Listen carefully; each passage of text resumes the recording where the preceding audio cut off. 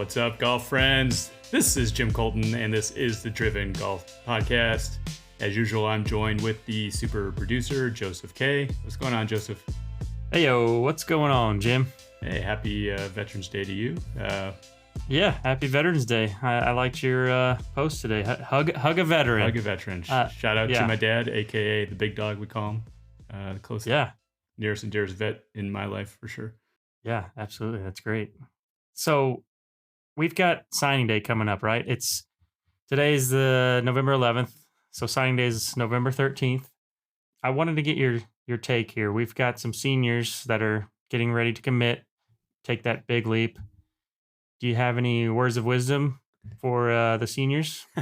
I don't know if any words of wisdom. I will say that this is probably the most anticipated and closely watched signing day in recent history, or at least since I've been following it. I think given everything that's been going on with the rules changes, the settlement, the uncertainty, the roster limits, I mean, frankly, there's people that have committed, and we don't know ultimately if they're going to be signing on Wednesday or if at all. So I think that folks will be paying very close attention to those signing day pictures and posts and social media. But yeah, it's a strange time, right? It's a very strange time. It's impacting 2026 recruiting as well.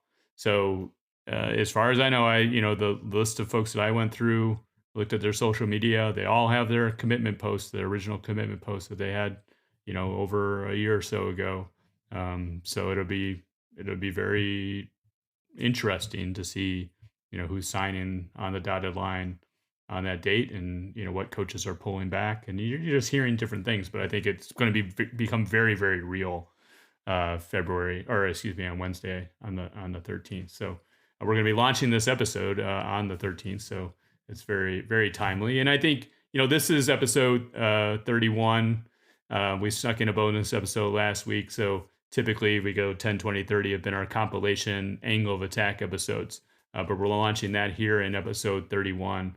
This is the segment with Andrew Lewis. We're covering a bunch of different topics. We call them sort of volumes or seasons.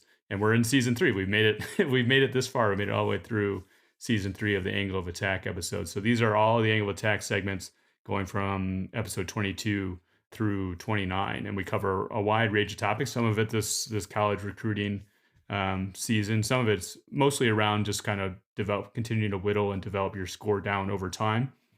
And look, I think this could be a public service, I think, to these juniors that are maybe adversely impacted through the roster limits and the recruiting, either class of 25 or class of 26. It's the college golf landscape, the junior golf landscape is, I think, by definition, more competitive than it's ever been, given these recent changes. So how do you differentiate yourself? We've really been focusing, I think, and leaning in on the junior golf scene with the guests with college golf experience and some of these angle attack segments with Andrew, about how to get control the things you can control and not worry about the rest and just focus on your game, focus on your development, and hopefully good opportunities can come out of that. So I don't know if that's advice other than just like listen to the episode and lean in and hopefully you get something out of it. That's what it's here for. Yeah, that's great. And that's a great segue. You mentioned the competitive landscape right now in college golf and junior golf. And we here at Driven Golf are very competitive as well. And we're trying to step up our game. So I know you've been hard at work on a newsletter. So why don't you give some folks a little insight into that and how they can sign up and what they would look to find on the first newsletter. Yeah, so we we've had the website driven.golf, drvn.golf up for a few months now, probably 3 or 4 months now. And frankly, it's very difficult to try to keep our head afloat on that. But I've been doing different analysis, different kind of analytical posts on Wagger or navigating the junior golf scene. And there's a newsletter sign up thing at the bottom of it, and I just encourage folks to go there.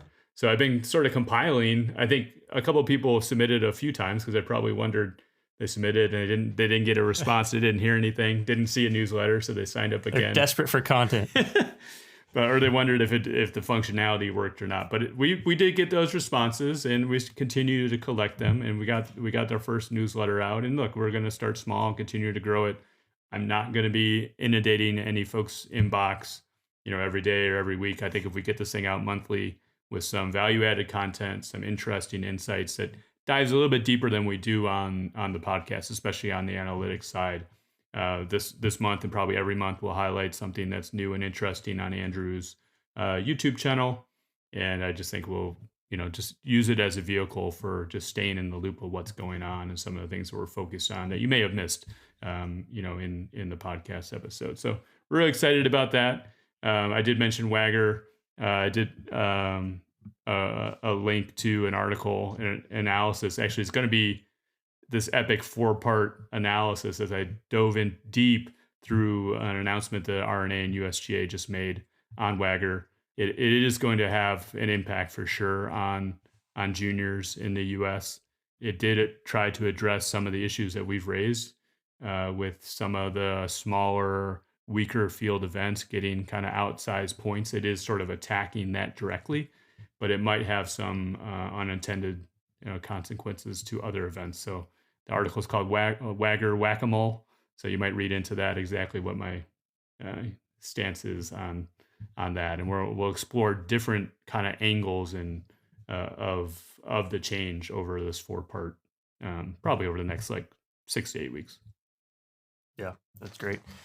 And with the holidays coming up, Jim, I just want to mention our sponsor, Stracka. So if you're thinking about what to put in those stocking stuffers this holiday season, do not forget to stuff those stockings with some Stracka yardage books. You're gonna be so satisfied as a junior golfer having the next 6 months worth of yardage books if you can get them. So what's the code again? Is it driven? Yeah, driven. DRIVEN. DRIVEN. Spell it out. Yep. 20% off. Look, I think the one encouraging thing, we've been getting a lot of great feedback on the pod, and I think it's been at an increasing level. Like we had a mailbag in one of these episodes. Like people are reaching out saying that they're getting a lot out of it. And like I said at the beginning, like we're really doing this because we're trying to give back to the junior golf game, the lessons that Andrew and I have learned, trying to navigate the scene. I want to try to elevate junior golfers and the opportunities that can come out of it. So we ask nearly nothing in return, other than there's probably 2 things that you can do. One, I think you mentioned the holiday season. A lot of people are going to be traveling this week, like Thanksgiving week, next week, and maybe on road trips. And you might be on a road trip. It's a good opportunity to listen. This is going to be a 2-hour episode with all the great content, right? It's going to fly by. But also, you may be aware of somebody, like we said, maybe somebody impacted in the 2025 class or struggling to get noticed in the 2026 class. You probably know somebody who's in those shoes. Pass it along. They may not be aware of our podcast and the work that we're doing. So I think that's the first thing. It's just getting the word out there. Would love to see, this continue to pick up steam and pick up momentum. And the other thing is, I think through Stracka, we're huge fans of Stracka. You're likely, if you're trying to prepare to play your best at a tournament, you need a good yardage book. You're probably starting to think about what your schedule looks like next year. You might as well save 20%. These codes are out there, but if you feel strongly that we've added value to your golf journey, your family's golf journey, we'd appreciate using the code and sending it our way. So that's the other way. So that's really all that we ask.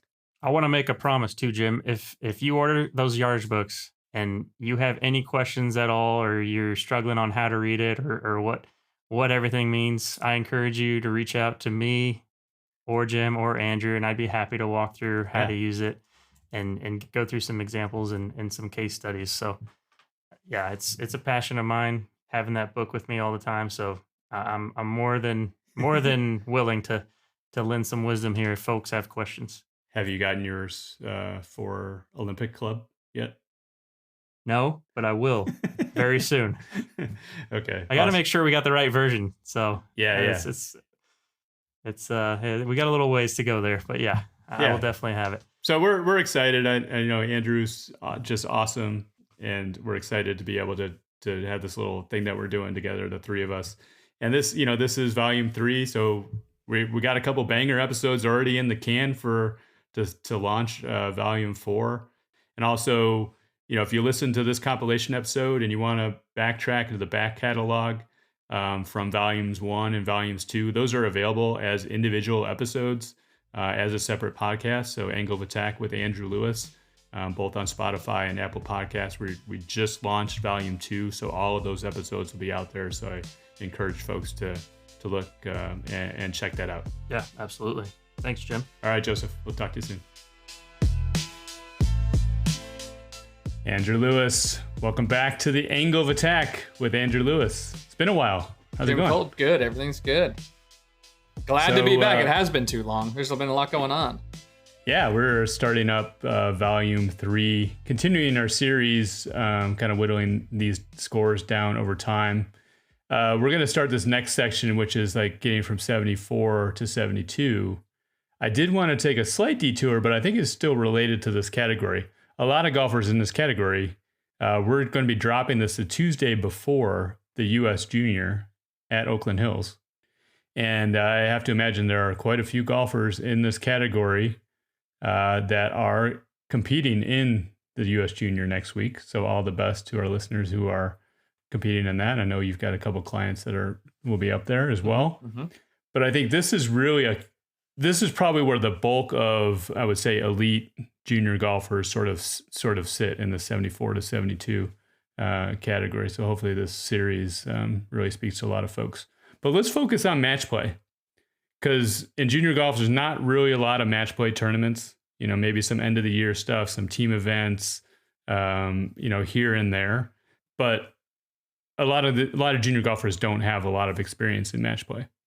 And we talked about qualifier mindset a few episodes back. I was wondering, is there really a match play mindset? I have some thoughts on that, but I just wanted to get your take on it, because there might be misconceptions around people thinking this is what match play is like, or like setting themselves up for match play, when to be aggressive, when to be conservative, maybe being too aggressive or too conservative. I think there's a lot that can be learned there. And I think in a lot of ways, it's really only learned through the hard lessons of like losing match play matches, or kind of giving matches away, or just like the vagaries of match play. The experience goes a long way. But given the fact that these juniors maybe likely don't have a lot of experience, like how do we help them get well prepared for match play? Yeah, I've actually played quite a bit of match play. I played some in college, and then every year the North Texas PGA hosts a match play event for the kind of the best players in the section. So I've done it quite a few times. What I've learned over the years is that the less that I treat it any different than a stroke play event, the better I play. I think too many people try to go into it with like a much, much different mindset and try to kind of feed off like what the other person's doing, to where they're either playing too much offense or too much defense, to where they basically never play their game.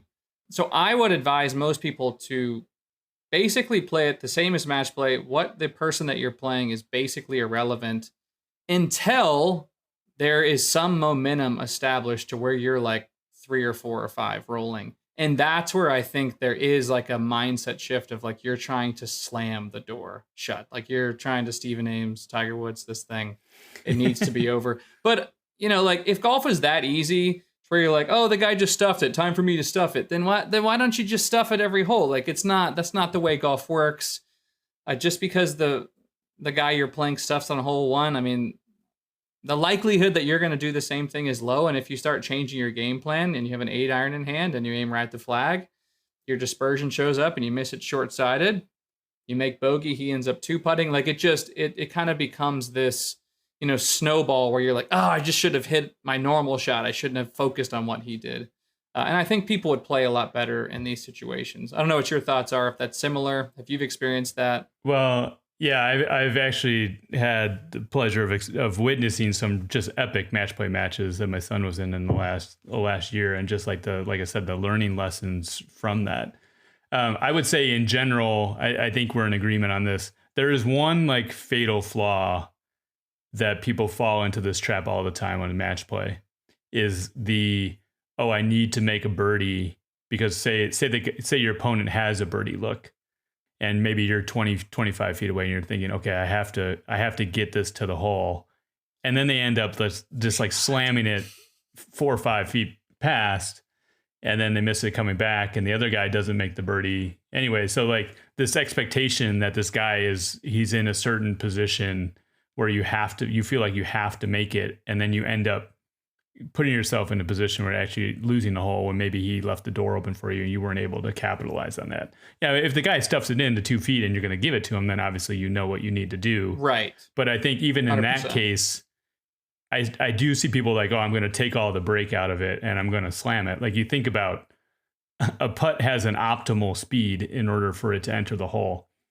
You don't want to be like twice that speed, right? Yeah. So a putt that maybe takes a breakout but is going to go 4 or 5 feet past is not optimal holding speed.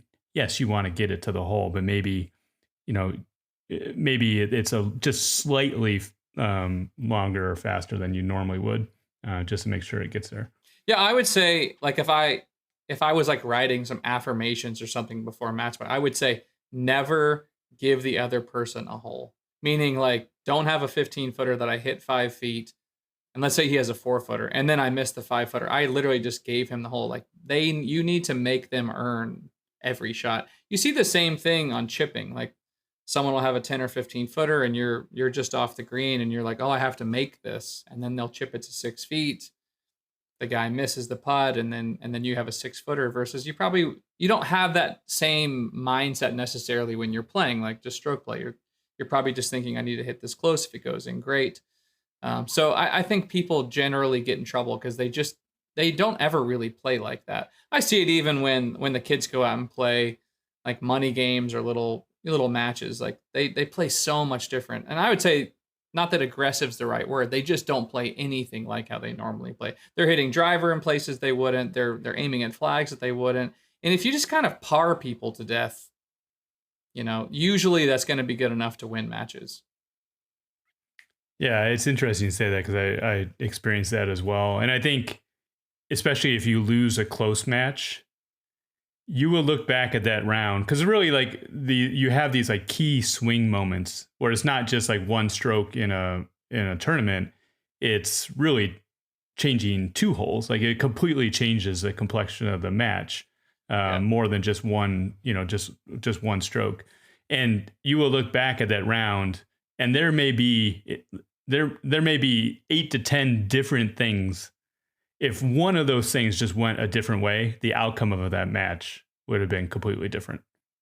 So that's really interesting that you get this match play experience and just like that observation and experience and hopefully building and learning into the next time. It really comes down to these very, very fine things. Like you said, not giving a hole away, or when the opponent leaves the door open for you, you're able to seize that opportunity as opposed to not blowing it. The other thing I wanted to get your take on, you mentioned a little bit in terms of keeping your foot on the pedal. The one interesting thing about match play, and you see this in the Ryder Cup, even if you've never played match play, the difference between 1 up and 2 up is astronomical. And the difference between 2 up and 3 up is astronomical as well. Like these kind of stair steps are huge. So you even think about if you're 3 up in a match and it goes to 2 and it goes back down to 2 up, you're thinking, oh no, this could quickly get away from you. So I do think this keep your foot on the pedal, 3 up to 4 up. I think once you get up to like 5 up, you're probably more than likely going to win that match. But you still want to keep the pressure on. The longer you leave that match going, the more craziness that can happen, and crazy stuff just happens in match play, right? Guy holds out a shot, or you lip out a 3-footer or whatever the case may be. Just try to end the match as soon as possible. And I do think that you talk about people sort of changing their strategy. What I see is golfers, they get up maybe 2 or 3 up, and then they sort of change their strategy a little too early. And the thing that got them there isn't the thing that helps them. They're not riding that all the way to victory. It just makes me think of the Patriots and Falcons game. Yeah. And honestly, and they would even say, like, we totally went on defense. Like, we no longer tried to win the game. We're just trying to protect this lead. I would say it's very similar when someone is 3 or 4 up. You can just see that there is like this total, I'm just trying to like not blow it. I'm trying to not, lose this hold, versus the guy that's down that same amount. And there is like an element of like, well, there's nothing to lose now. And they start getting aggressive. Now, sometimes that they will get so aggressive that it just leads to them getting further and further down. Because obviously, if they're down 3 or 4, they're probably not playing fantastic. So if they start trying to hit 6 irons at flags, they're probably going to hit some bad shots. So again, as much as you can, and I would say in both of those situations, like if you're 3 down, you're not going to make that up in one hole. You can go make an eagle. You're just going to be only down 2 now.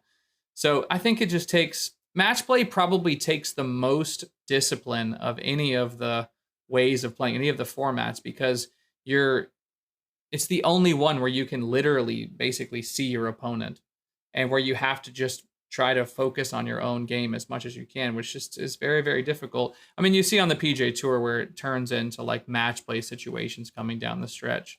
It's not totally the same, just because like a double is much more, hurtful than, if you double it in match play. But you always hear those guys say the same thing. Like, I was just trying to stick to my game plan. Maybe on 18, it starts to, think about it a little bit, but it just, in my perspective, it just rarely helps to be trying to force something.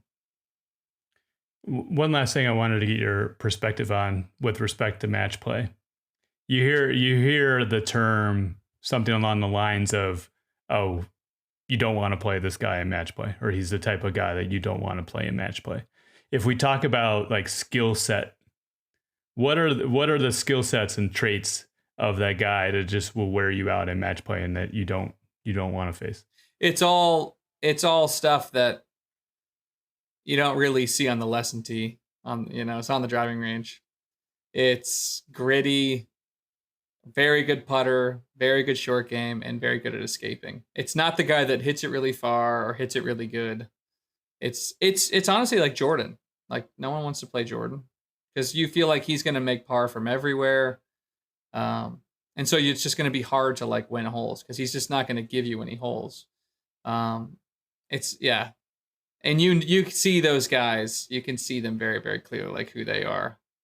So yeah, I think I'm kind of that way. I don't think very many people want to, not because I'm good like tee to green, but just I kind of get up and down most of the time.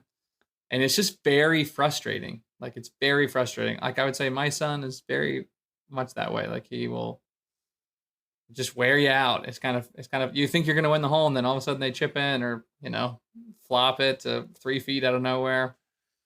Well, I think that there's a reason why this tends to work out for people like this, is because if somebody misses a green and say you're hitting next, you think you have this advantage.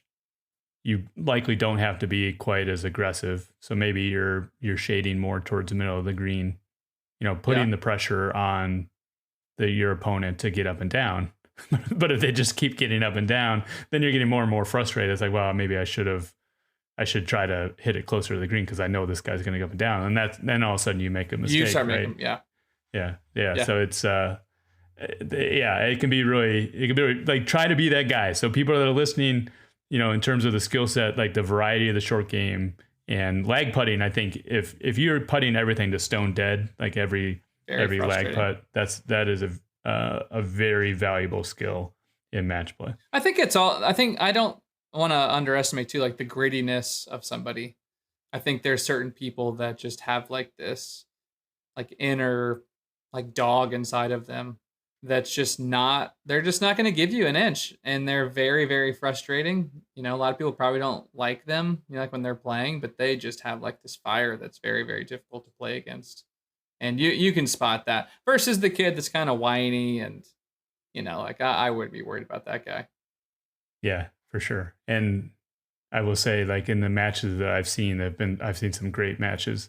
It is like when you have two like bulldogs battling each other and really elevating each other to higher and higher. It's like just kind of trading shots back and forth. And that's really cool to see. Like, you see that in the Ryder Cup, and it's super exciting to see a great shot matched by another great shot. And match play is just the best. I hope that kids are seeking out opportunities to do that, to really gain the experience. I know maybe quite a few state AMs have a match play portion, like try to qualify for the state am, get that match play experience. It may lead into, being that much better prepared for when you make a U.S. junior and you get to the U.S. junior.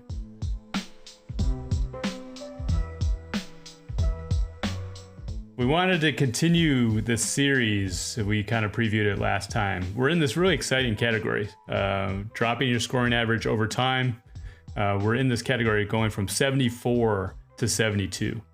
And I think this is really where the bulk of junior golfers kind of sit, the ones that really are going to be playing at the next level. And there's I think a huge difference between, there's probably hundreds of golfers in the 74 category. And when I looked at Junior Golf Scoreboard recently, I think there was only about 35 that have scoring averages below 72. So this is going from elite to hyper elite. And there are a number of differentiating factors, and we wanted to get into that. But I think this is I get the sense of like, you really need to have a very refined skill set in order to get to that level. And folks are going to maybe self-identify like where they fit in the spectrum, depending on how many of these boxes they tick off. I looked at some of the stats like I've done in previous categories. And one of the interesting ones that I saw, which we hadn't really discussed in the past because it hadn't come up in the earlier segments, is around really strokes gained approach and par 4 scoring. Par 4 scoring was about 1.4 strokes better in this category. So really the bulk of this 2-stroke difference, I think, was in par 4s. And really, I think it's just the fairways and greens, proximity, more a higher birdie rate leading to the success. But when I think of this, like we've talked about this in the past, like I think it's ball control. It's really having a very consistent ability to know and see where your ball is going. And like you said in the past, like predicting the future.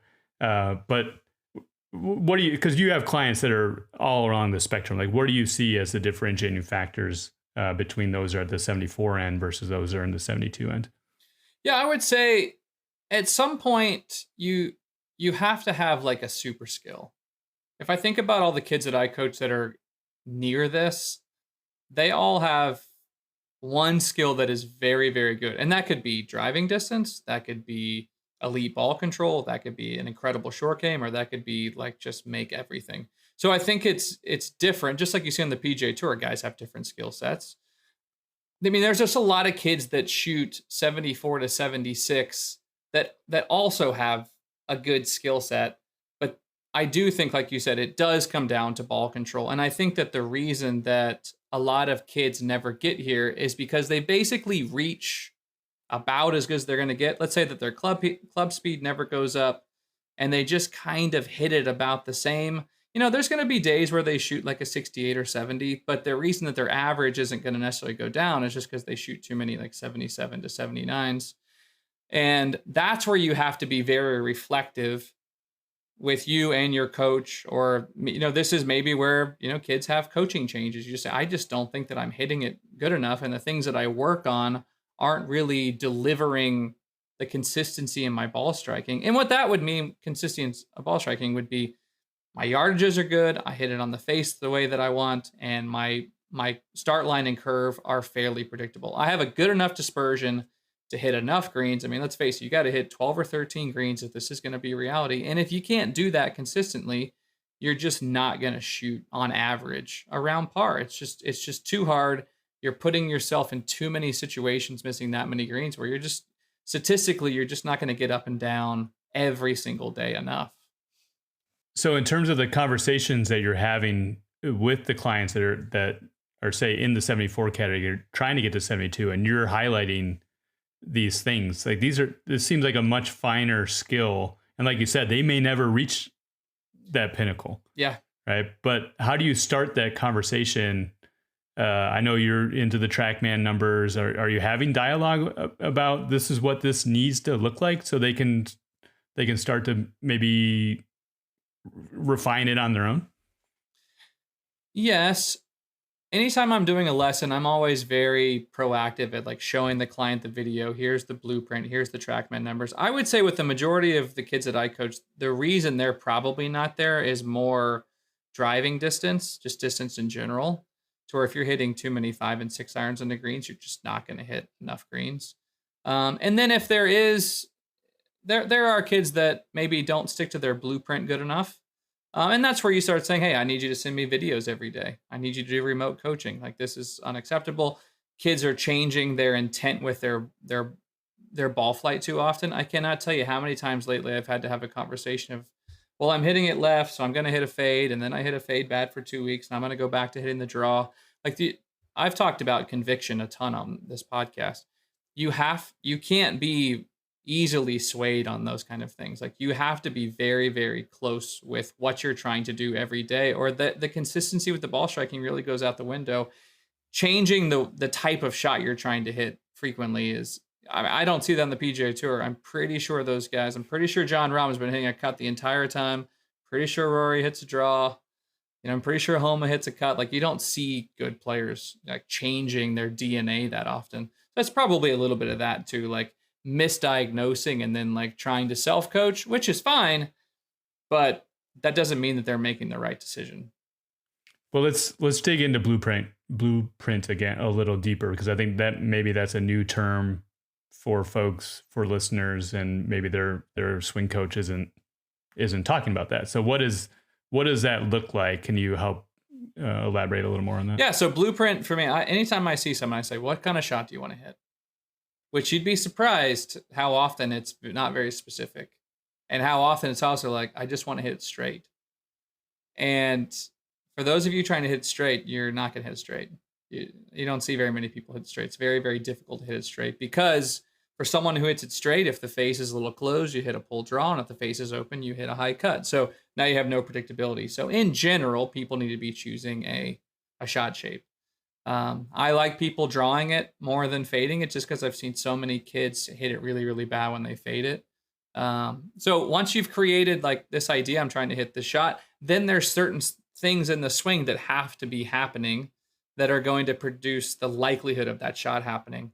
So once we've created that blueprint of what it needs to look like on video, I generally come up with a set of drills that someone can do that's going to make it easier for them to do that. Because at the end of the day, it's much easier to do drills than to like think about your swing. If anyone follows me on Instagram, there's always tons of training aids and golf balls and sticks and all that stuff in the way, just because it's much easier to swing in that environment than to think about it a lot. So from there, I'm basically looking at the TrackMan data and the predictability of that in like 10 ball sets and saying, okay, you're doing this at a proficient enough level to where if you maintain this, there's no reason you should be able to do it.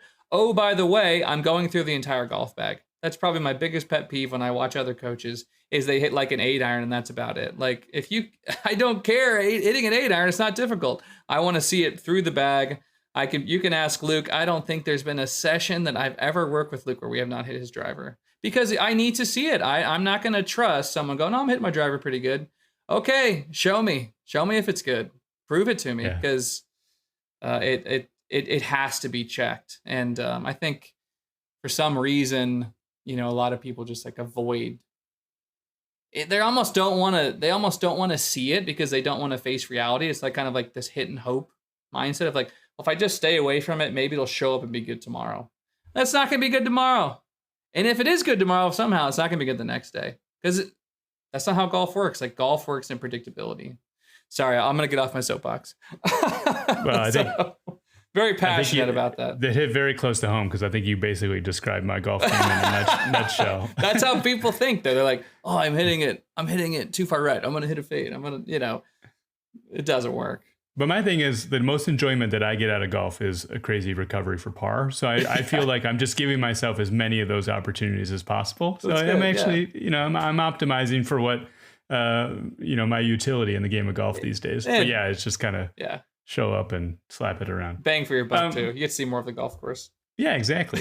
One thing relative to blueprint, I wanted to clarify. I'm assuming you don't mean, every swing is going to look the same. It's a blueprint that's specific to a person, like maybe because of their grip or the way that they move or just their natural tendencies. Like, you're trying to fit. Not every fade looks exactly the same, or not every draw looks exactly the same, right? Yeah, no. Everyone everyone should be looking a little bit different. Everyone's swing is a little bit different. And in my experience, everyone's swing is close to being able to do what they want to do. Like, it doesn't need to be this drastic change. You know, I work with 99% competitive players. We don't have time to make some massive change. I can get someone's swing to look like a blueprint within 10 minutes of first meeting them. It's not that hard. If you give them a couple cues and put them in the right environment, generally speaking, they're going to leave hitting it well and hitting the shot that they want to hit. Now, can they do that tomorrow? Well, no, that's probably where there's going to need some repetition. But getting back to, I'm just trying to create a certain ball flight. The ball flight really is the blueprint. The swing supports that. And then everyone has little characteristics. So it's nice to identify, hey, when you do this with the club head on the backswing, or you do this with your body, you're likely not going to swing right enough or left enough to create the shot that you're trying to hit. So like them leaving going, oh, okay, I understand very clearly what to do. I think that's the biggest difference when I see kids for the first time. They're just very lost on like how to actually hit the ball the way that they want. And that's where the inconsistency comes from. Is like, yeah, I hit it great yesterday, and then the next day I hit it really bad. Face contacts all over the place. So, you know, that's why their scoring averages are, 74, 75, where they honestly could be 72 if it was just a little bit, if there was more conviction, I would say. So it's like a combination of understanding and then also conviction, because obviously they're not seeing you every day, right? So they have to, their warm up needs to look a certain way with this conviction in mind, getting them dialed for that particular round to play their best, but hopefully with predictability, right? I don't know. Yes. I've never had ball control in my entire golf career. So it sounds like a very wonderful thing to have.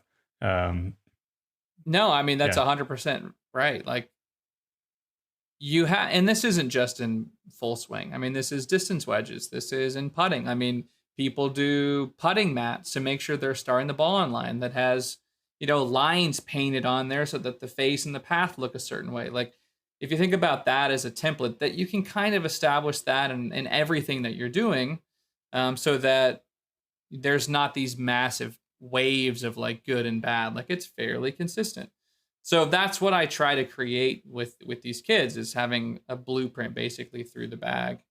And I think that serves them well. I think that's one of the reasons that a lot of them are playing well, is they just know exactly what to do day in, day out. And they hopefully don't need me. They become better self-coaches. And then the more they see a certain pattern, they go, oh, that's me doing this. I know how to correct that very easily. And then, it's not like weeks of hitting it bad. I don't normally see the kids that I coach, like, I feel like I do a lot of checkups and just like tiny things versus like swing overhauls. I can't remember the last time I overhauled someone's swing. It's just not necessary. Is that the other side of the coin around having the blueprint, is also knowing what the tendency is for it to drift away from the blueprint, and therefore knowing how to self-correct? For sure, 100%. And some people, I'll use my son as an example. He can go on lots of different spectrums with his backswing, which kind of changes his delivery and his full swing. So he has to be really, really strict. Where with like your son, Luke, he basically falls into the same pattern every single time. Like, he doesn't have two or three tendencies. He really just has the same one. And so it's much, in some ways, it's a little bit easier to solve his versus Cameron, because Cameron's can kind of go in like two or three different directions pretty easily. So the monitoring for Cameron is probably could be a little bit more than someone like Luke, who doesn't seem to go in too many different directions. Yeah, that's really fascinating. And getting back to the numbers, I guess the ball control, I think, is showing up in these numbers as well, because with the Tiger strokes that we've mentioned in previous episodes, we have a recovery shot that leads to a bogey that we track. And then this difference between the 74 rounds and the 72 rounds, that's 50% less in the 72 rounds. So I think most likely like ball control with the driver putting you in a bad spot where you're not able to get up and down. So I think being able to know, like, okay, I know that I can avoid the bad spot to miss, or whatever the case may be.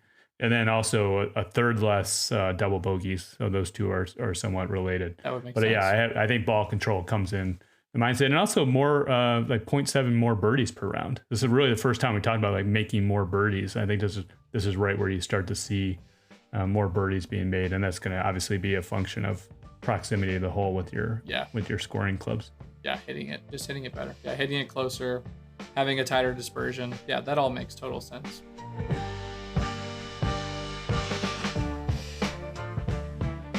We're going to continue the 74 to 72. We kind of teased it last time. We talked about ball control quite a bit, which is a concept which is completely foreign to me. But I think maybe I have something to add on this next topic, which is like, even if you have elite ball control, there are going to be days that you're not hitting it great.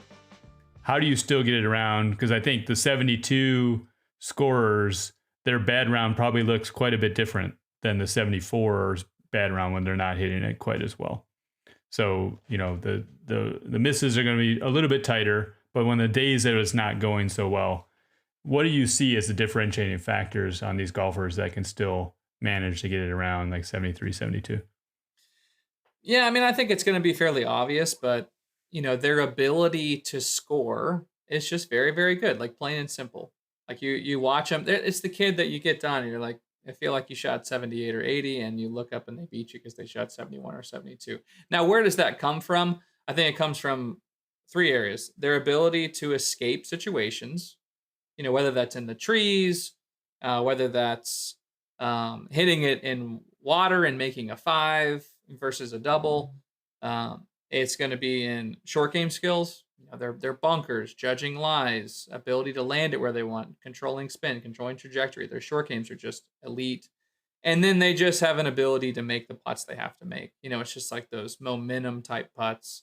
You know, if you're not hitting it that great, you're probably not dealing with like a ton of lag putting. You know, maybe you are hitting some greens far away, but it's probably really, really good inside like 10 to 12 feet. That's kind of where I see this, where you just are very, very good at like those three things. And that is just, I see some kids that are like that shoot 74 to 76, but they don't hit it good. Like they never hit it good, but they're really good at those other things. If you can combine the ball control like we talked about last time with this, that's where you start to see someone who almost always shoots even or better, because they're going to hit it good most of the time. And when they don't, they almost always get out of it. This, I wanted to focus on this escapability, because I think even though maybe you don't have great ball control that day and you got into a tough spot, I think this elite level ball control leads you to the ability to hit a shot basically impromptu, right? It may be a shot that you've never actually rehearsed because you've never been in that situation, but the imagination and the golf knowledge to know what you need to do in order to accomplish the task, like that is something that is honed, I think, over time through experience, but also knowing how all the things work in order to accomplish that, like you said, the trajectory and the ball flight that you need to get out of that situation. So is that something you talk about in your lessons around how you're able to change things in order to accomplish a goal? Yeah, for sure. I mean, I think it can be difficult to like see that on the driving range. I mean, you definitely will talk about how to create curve, how to launch balls lower. There's some trees around Sherrill Park. I'll say, okay, can you create this? Can you create that? Can you start it around this stick? I mean, a lot of that though is going to happen on the golf course, and frankly, through like tournament observation or just observing in general. And this is the hard part with these kids, is that you need to let them almost like make the mistake, and then go back and say, okay, you saw this window. Let me show you a different window that you should have done, because that's either going to lead to a conversation of you never even saw the window, or you didn't see the window because you know you can't hit that shot, and that leads to a skill gap. You go, I just don't have that. So yeah, I would say that's like why it's so important to spend some time on the golf course with a lot of these kids, just because they only know what they know, you know, and yes, they can be creative, but I do think a lot of those conversations do need to happen with some good players. I think that's the benefit of being around good players too. You don't have to necessarily learn that stuff with a coach. Like when you see a kid that you're playing with, like escape, and they're very, very good at it, having those conversations of like, how are you doing that? How do you see that? What club did you hit? How did you create that low ball flight? I see a ton of like this as a problem when I go watch junior golf. Anytime I make a video while Cameron's playing, I'll like make a video and post it. It's almost always from like some situation. I'm like, man, this is just junior golf. Like this is just how these kids play, and it's frustrating to watch. And I think everyone thinks, well, they'll figure it out. No, they won't. No, they won't figure it out. They're not going to necessarily figure it out just because they get older. There have to be some sort of feedback based on how they're playing. And obviously, some kids are like a little bit better at it out of the gate, but experience is obviously key. So let me ask a question. So, how often are you doing playing lessons with players? And then in those playing lessons, are you putting them in those positions intentionally to see, or you're sort of reacting to wherever they hit it, and that gives you a trigger to coach it up? Yeah, so I do a lot of group training. So I'll take the kids on the course during group training. I'd say in private lessons, probably like 1 out of 10 lessons I'll try to go on the course on average. And then I do a lot of tournament coaching where I'll do practice rounds with kids. So yeah, for sure. I mean, inevitably they're going to hit in the trees, so I don't always have to, go and create that situation. But usually, if I'm with 2 or 3 kids, I'll find a situation. I'll say, okay, let's all come over here. What would you guys do? And I almost always let them answer before I actually tell them what I would do. And not that my answer is right, like maybe they can pull it off. But yeah, having those conversations, because like 50% of the time it's a misjudgment of like the lie more than anything. It's not even like the window. It's like they don't realize what the rough's going to do or how much they're going to have to steepen the strike, or that's on a slight upslope with a tree there and they're not going to be able to keep it down. So it's not, I think it's such nuanced stuff that's the hard part of this stuff, is it's so gray that you, like, hitting your driver is black and white, right? You tee it up this high, you set up this way, and you basically hit it the same way. But short game, putting, escape shots are very, very gray because each situation is like slightly different. And you can literally have 2 balls that are this far apart and they can be completely different shots just because of the lie. So the more that you're teaching them the nuance of like the lie and how things have to change just based on that, is like how they start. That's where the creativity comes. I had a coach the other day, I'm not going to say who it was. He said, quote, "You can't teach someone that." Like he was talking about short game skills or like escaping. You absolutely can teach someone that.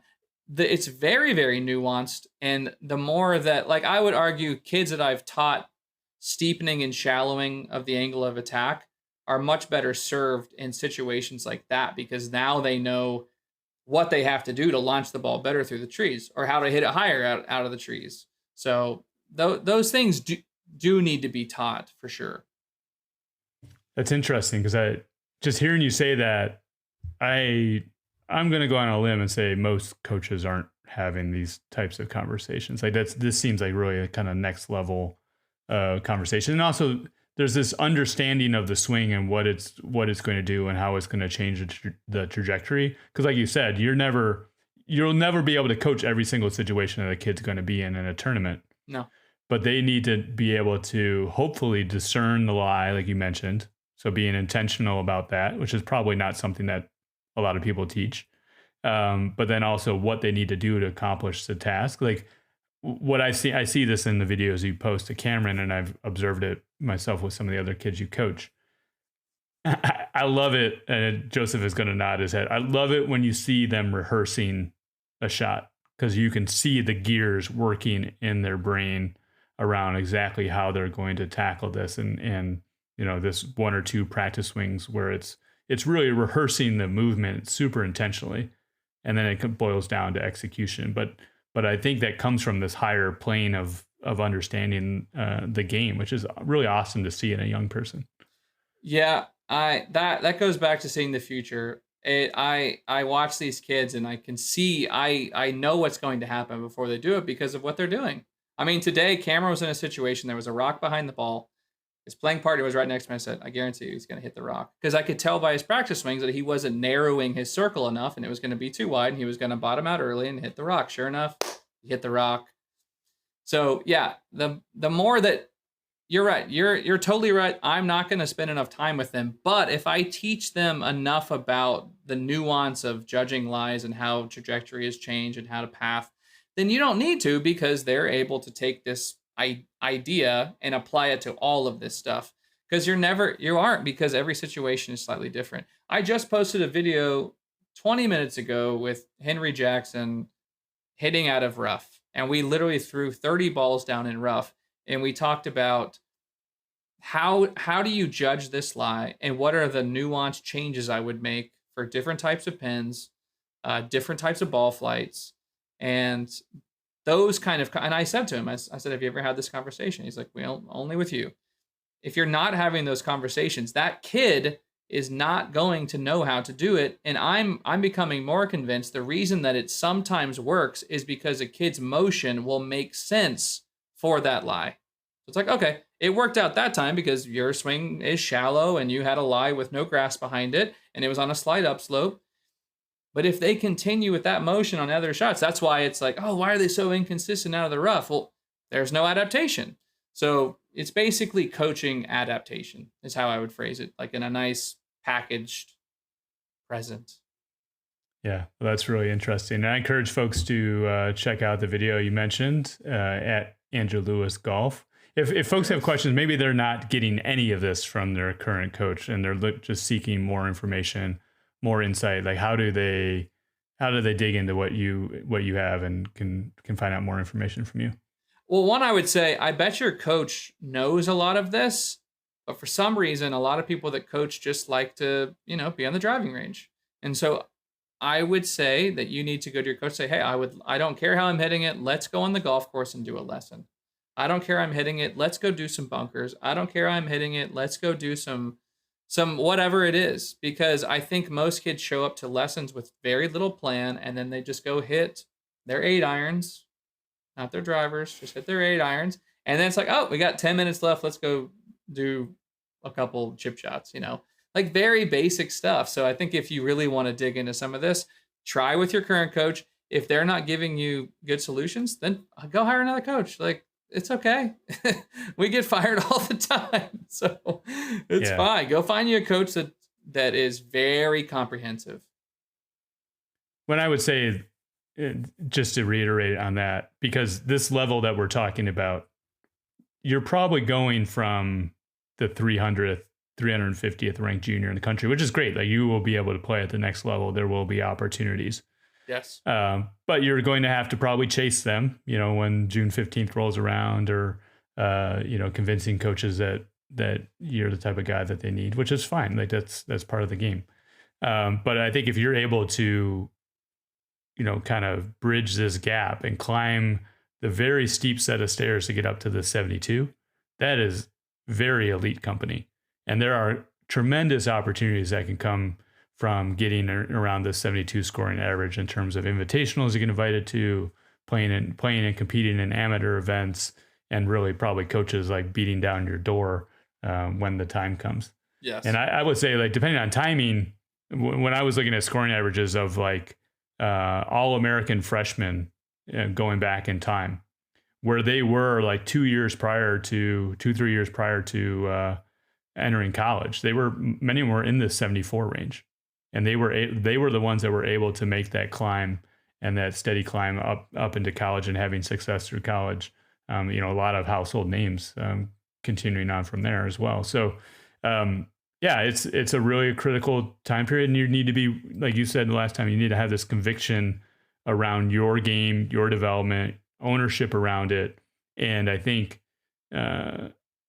being able to have like adult conversations with your swing coach around like what you're trying to get to and what you think is going to help you get there. Yeah, 100% agree. Yeah, having those conversations with your coach, because I would also say a lot of coaches, and me included, I don't get to watch my guys play enough. So it is relying on them saying, I noticed these things. If you have statistics, that's great. Obviously, it's going to help. But even statistics aren't going to reveal some of that stuff. It's not going to say in the stats that you're bad at judging lies. It might say your rough tendencies are X, but you have to have these conversations. That honestly, shout out to Henry, the guy I posted the video. He's such an impressive young man because he'll come to the lesson saying, I've been noticing this. The rough is thicker. We're down in Texas. It's hot. It's Bermuda. Saying, I really am struggling with not necessarily the shot, but I'm hitting the wrong shot a lot because I just am having a hard time judging what to do. Like, have that conversation. And then if that coach can't deliver the goods, then find someone who can. All right. I'm going to make a future bet on Henry Jackson. Henry Jackson is very good. Very good. No, that's great. And like you said, I love to see when players are sort of owning their development and having, like I said, adult conversations with you.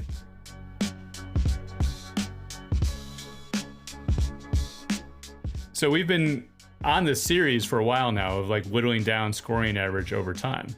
Last time we left off, we got from 74 to 72, which when I looked, there was only about 40 golfers in the country have a scoring average of 72 or below. So you really get into this elite category.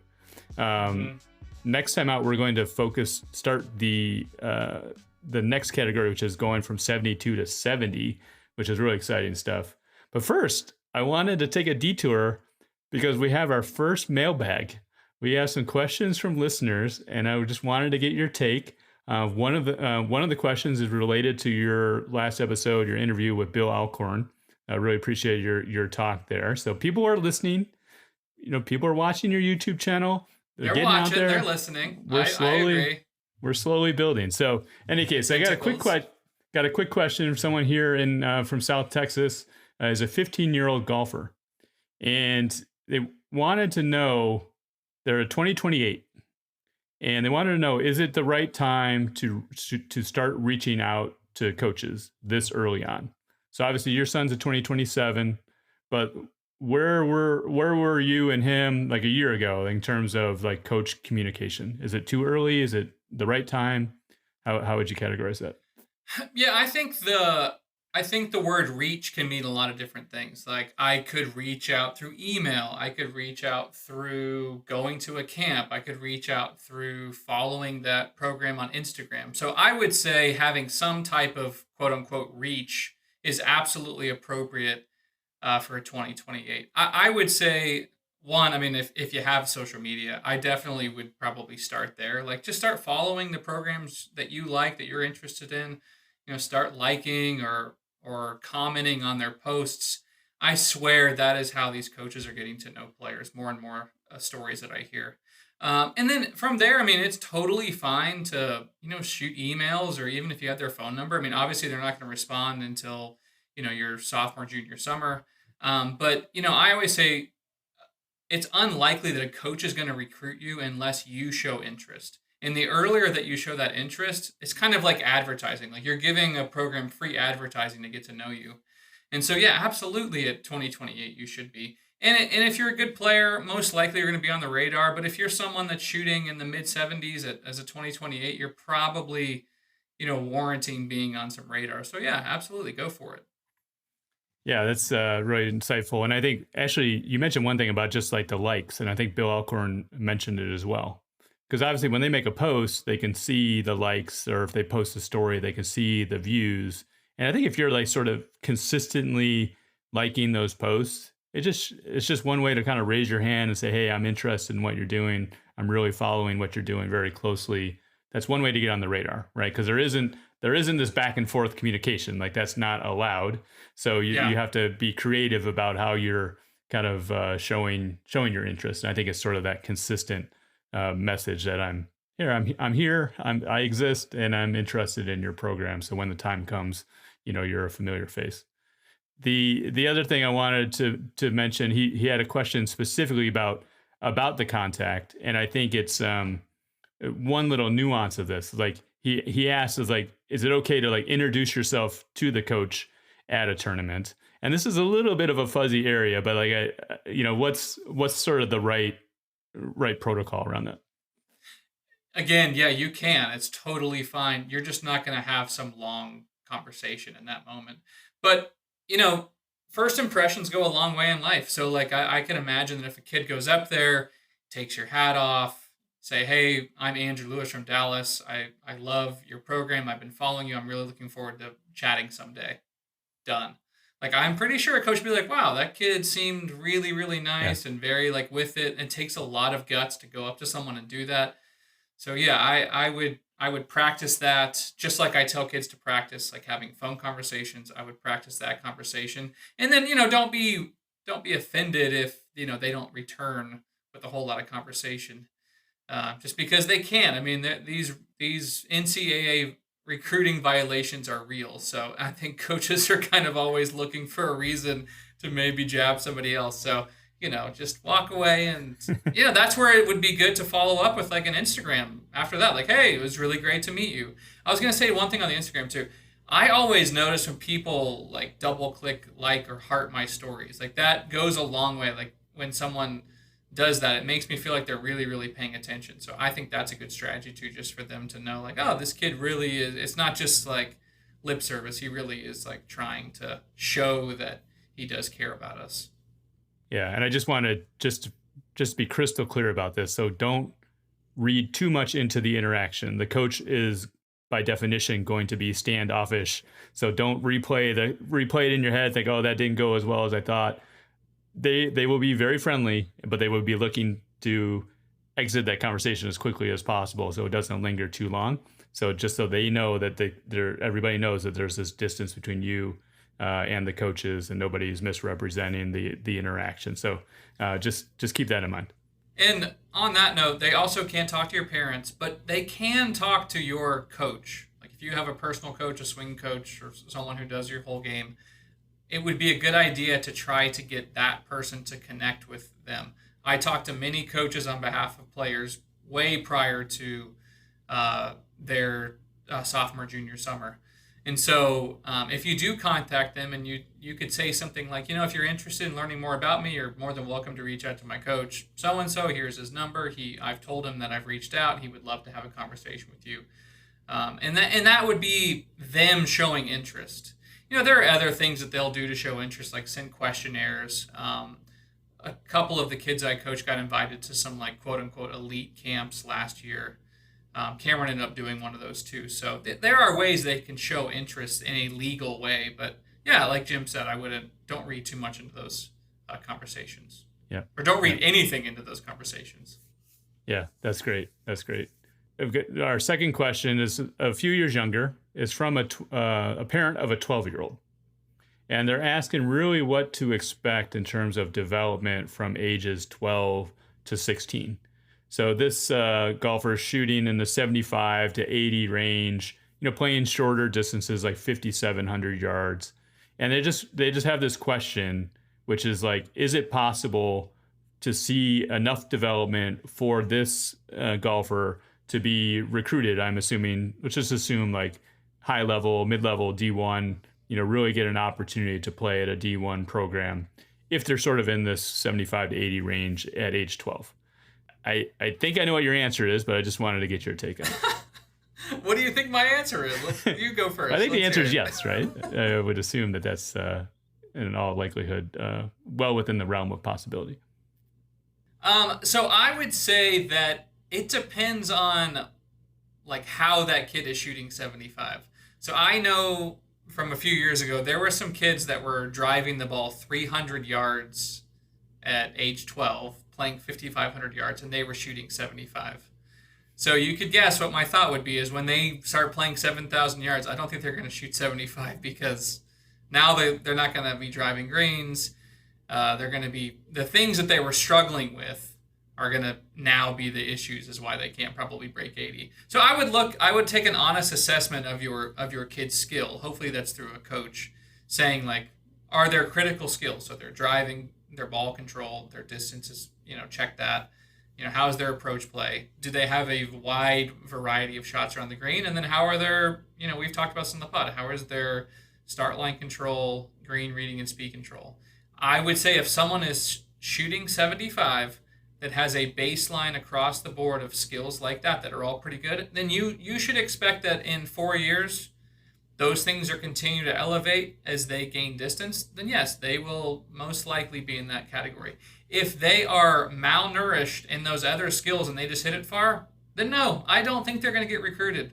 I think that it is a house of cards that will fall by the time they have to start playing up, which is age 13 in some of the events. And NTPJ has added a 13-14 division, but no, and they will get lapped. Those kids will get lapped.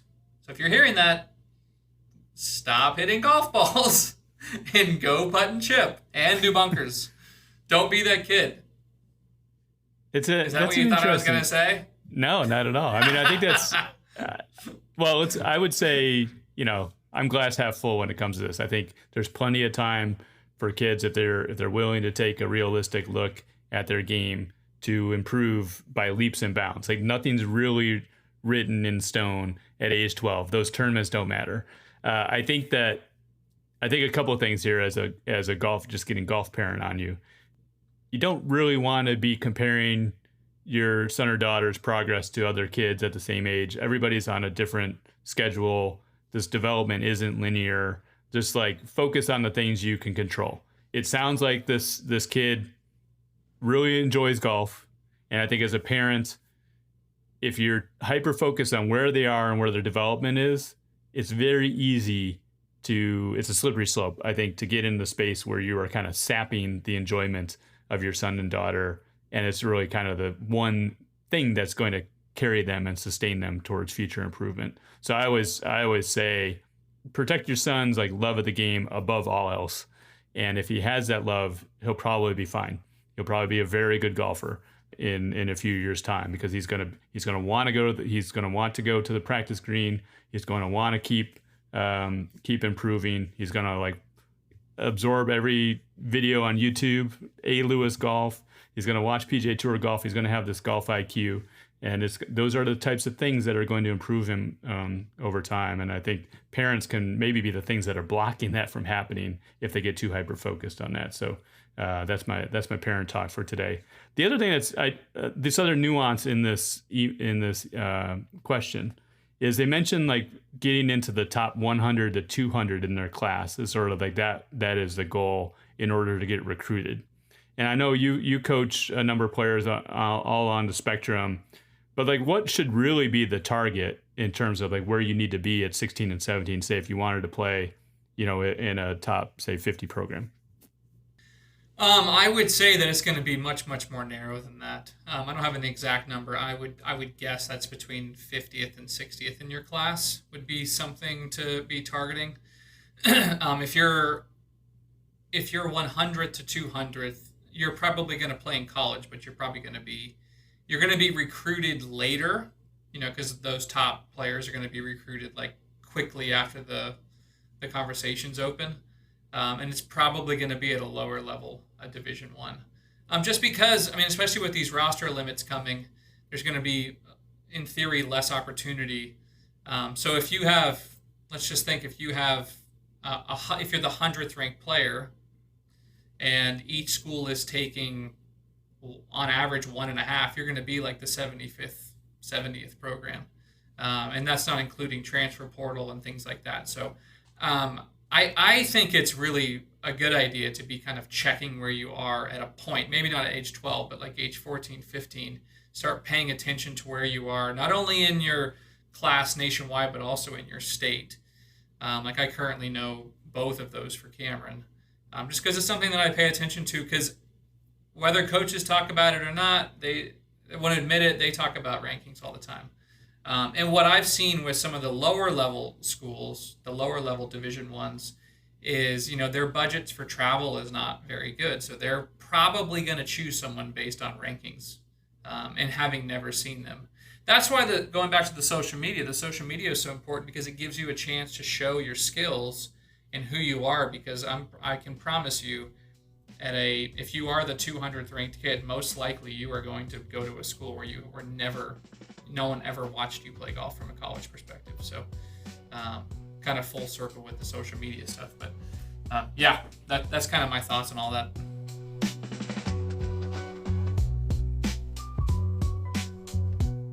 So this is super exciting.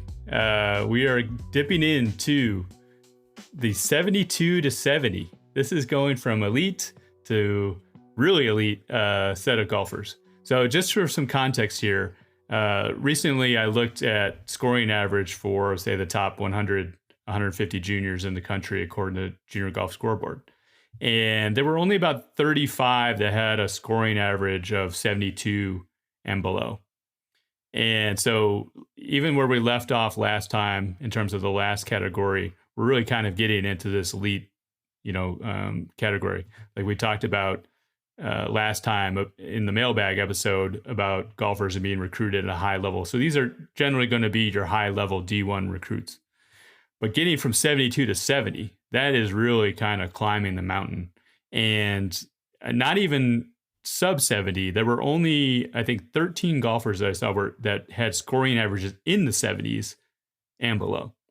So this is getting finer and finer and more difficult to differentiate yourself from the peers. And some make it, some level off before that. And I just think like it's very, very interesting to see, you see some golfers that are on this tremendous trajectory. They get to that 72 or in 71 and a half, but they can't quite get over the hurdle to that 70 scoring average or in the 70s. And I'm just wondering like what these differentiating factors are. And I just wanted to cover, start covering some of these topics. So like we always talk about like control what you can control.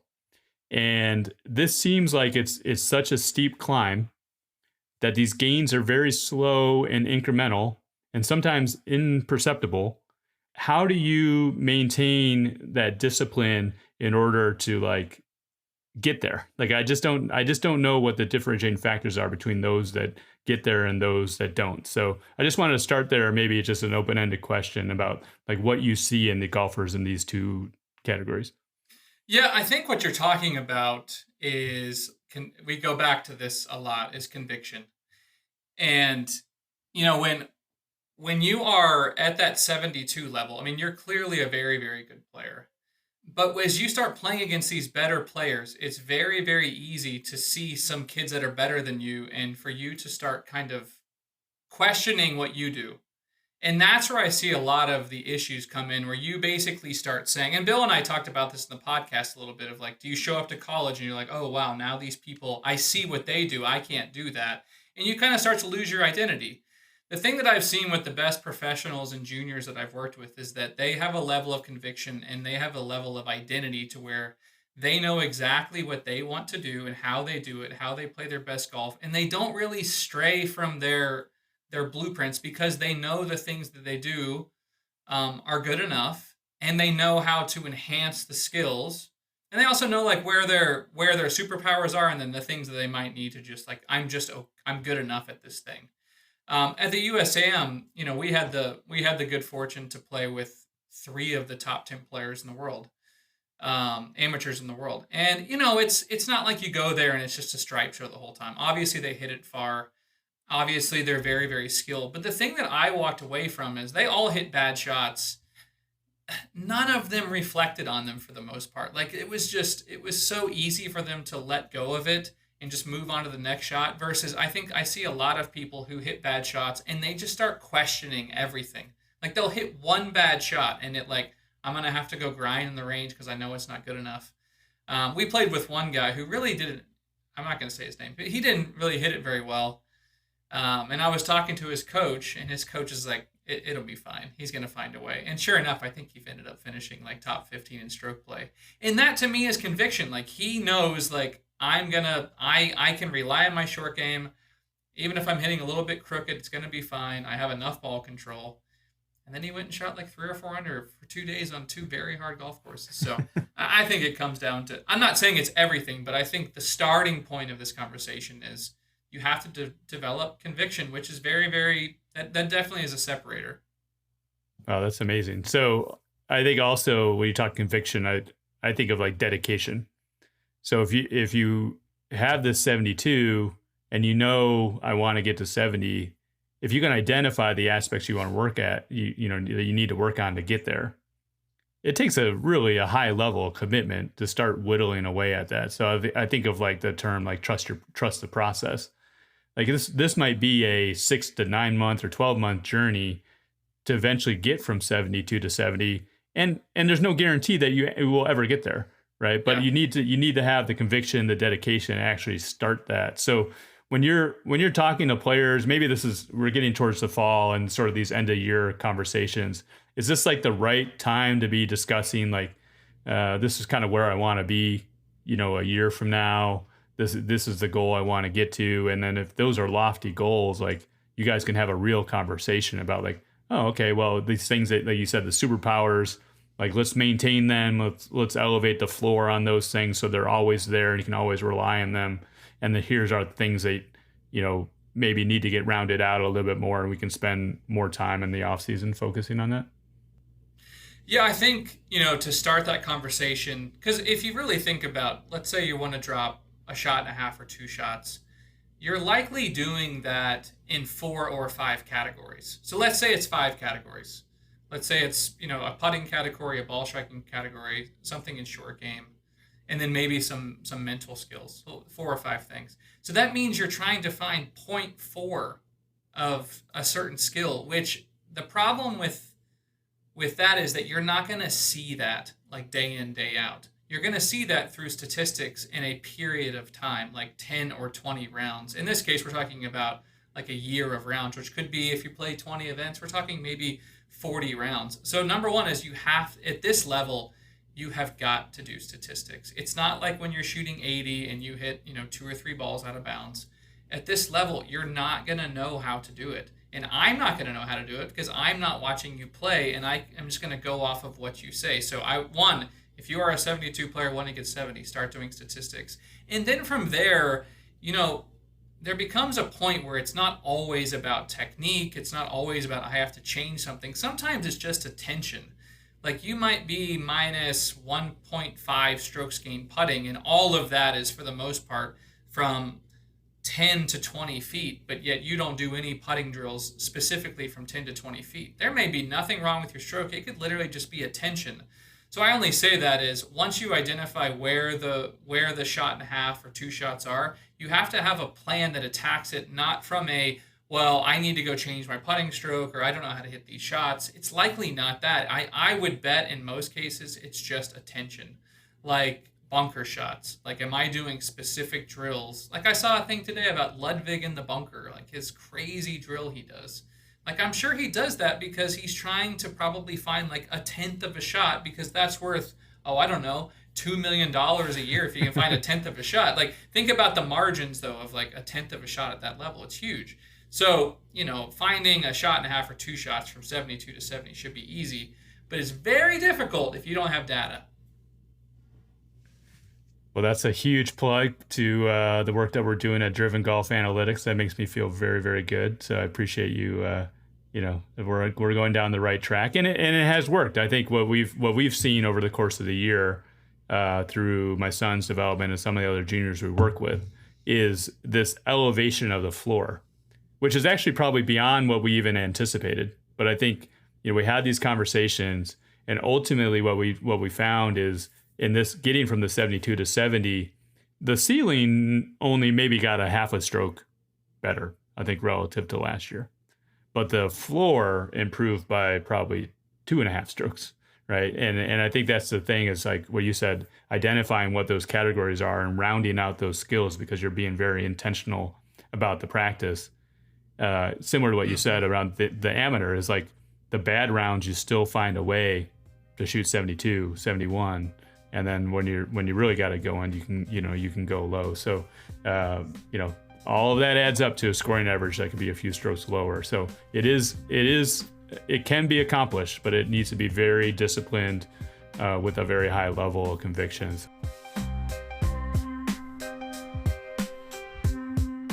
Last time we started off and kicked off our 72 to 70 series, and like we said, this is like the super elite category of getting into like the top 10 or 12 golfers in the country.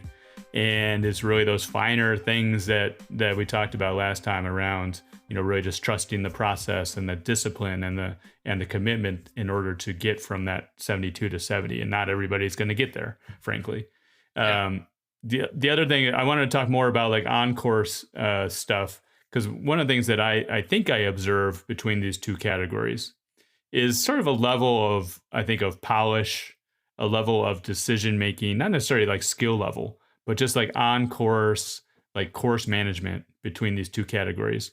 And do you see, if you're comparing golfer in one category versus another, in terms of like the 72 golfer making some, quote unquote dumb mistakes that are costing them strokes that perhaps the golfer in the 70 category, maybe they used to make those same mistakes, but now they've sort of, through experience, through playing in higher level tournaments and knowing that there's less margin for error, playing these higher level tournaments, that they can't make those same mistakes. And they've sort of learned, over time not to. Is that something you observe? Yeah, for sure. I mean, I think you hit the nail on the head when you said it is discipline. And I think discipline for different parts of your strategy kind of pops up. For example, like there's not a for the most part with a tee shot, there's not like a yardage guideline. Like if you're hitting your driver, you're most of the time you're trying to hit as far as possible. Where with an approach shot, everything becomes about yardage. And so I think you have to kind of look at it like, am I being disciplined on my tee shot strategy? And what would that even mean?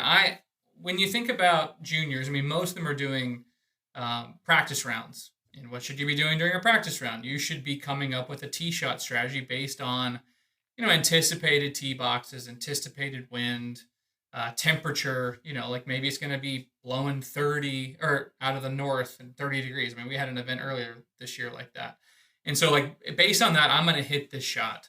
What I see happen a lot with juniors, even elite juniors, is that they create a game plan and then they just don't stick to it.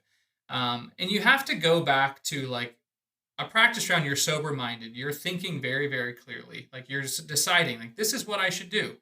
And for some reason, we get in a tournament, whether it's like, I don't really want to hit my 3-wood or I really want to force the issue. I would say a majority of tee shot issues come from when we have that mindset. Like we're trying to like make up for something or we're avoiding something that we're not comfortable with.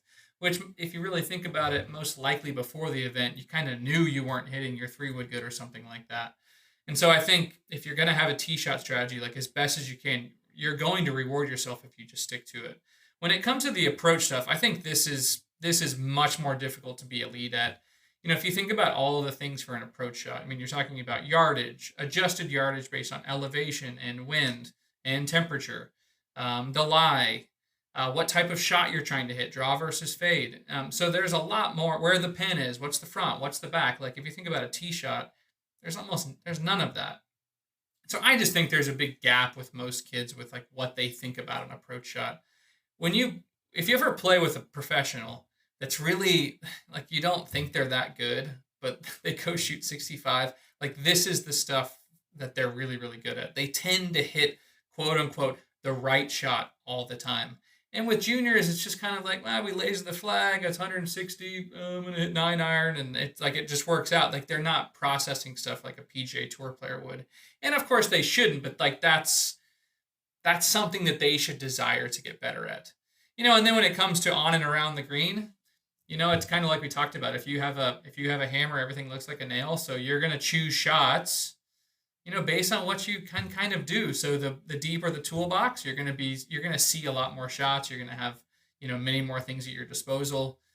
So short game putting might be a little bit different as far as the golf IQ.